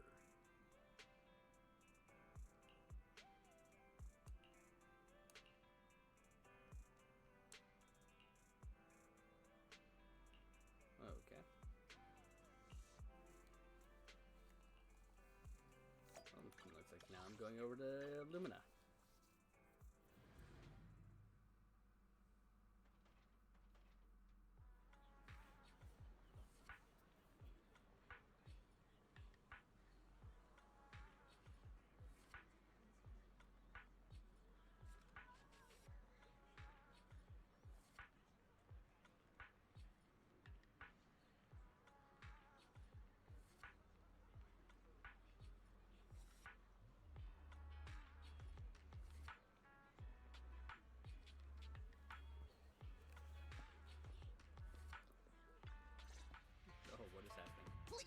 me check my fortune. Here's my pop. Look, doesn't this thick wealth line mean I'm about to strike it rich? I've looked it over, and your fortune is decent. Huh? You barely looked at it, and you're already done? You have good fortune. What? You don't believe me? I do. Thank you so much. Next, it's my turn. Hey, wait, hey, quit cutting in line. So this is where you were. Who are all these people? You're here, Wise? I decided to take a break. I didn't expect so many people to come seeking my divination services. Don't worry, I need no more than a simple spell to solve this matter. Fortune-telling services is 10,000 dennies per session. All gone? Good. It seems the Banish Wealth and Desire spell is still effective. Okay. Banish wealth and desire? This isn't the kind of craft you said you were going to teach us, is it?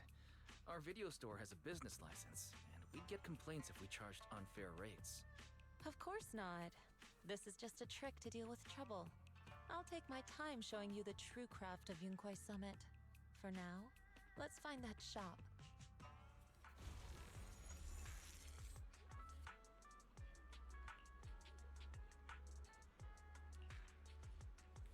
Normal mystic. Counterpicture. Quite a pickle, yes. This time is produced and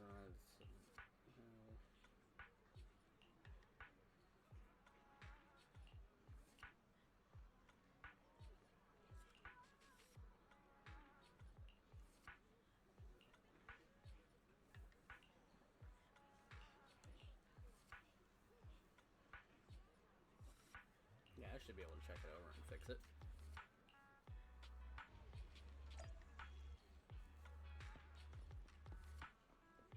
Oh, it's a baddie boo.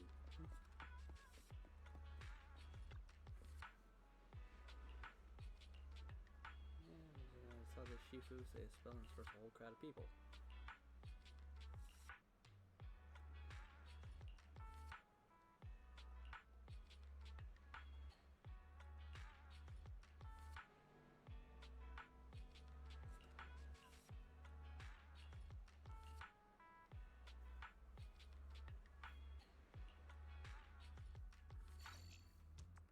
Alright, just gotta fix up a bang boo. That's all I gotta do.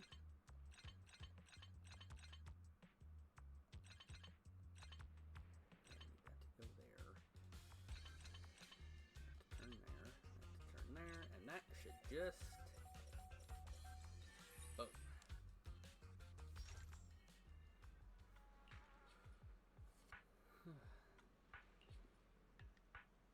Is this enlightenment? Oh. Now connected to the internet. Oh, that's not a good idea. The bang boo should be connected to the internet like that. You're gonna learn some dangerous things on there, little dude.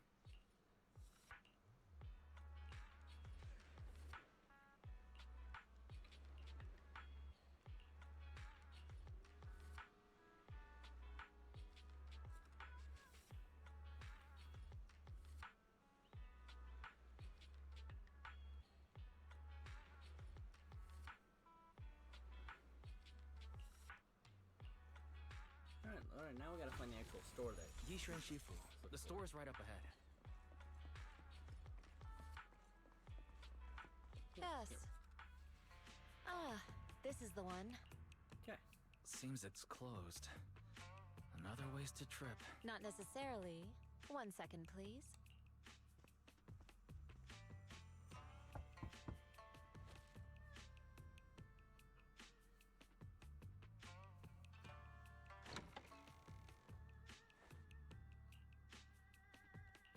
Huh?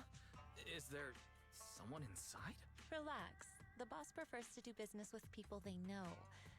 They like their peace and quiet, so they rarely open for customers. I'm an old acquaintance and just wanted to retrieve something. What a strange private business. Shifu, what exactly are you retrieving? Just some things needed for our future investigations. You'll know in time. Really? Shifu, I feel like you're always so mysterious. Rest assured, I'm not hiding anything from you. It's simply because the correct time has not yet arrived, so there is no need to rush. Since we've already obtained what we came for, there will be plenty of time in the future. We will certainly meet again.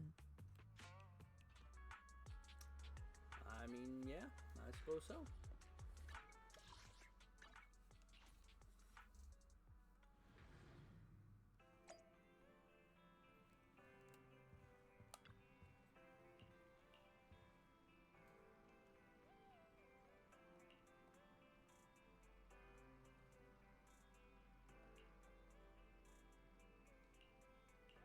Maybe some heat up.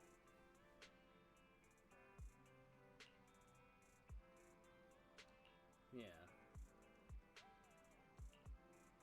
We'll find out soon. There's no rush. You know, I am absolutely down for that. Things are quiet again. So now, I can invite Vivian out. Don't have, usually we'll wandering visitor. Oh, okay. So, once Hugo releases, I'll be able to actually invite him out for things. Abyssal Enforcer.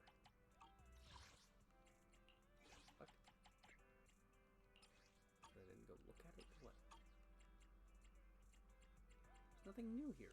Shut up.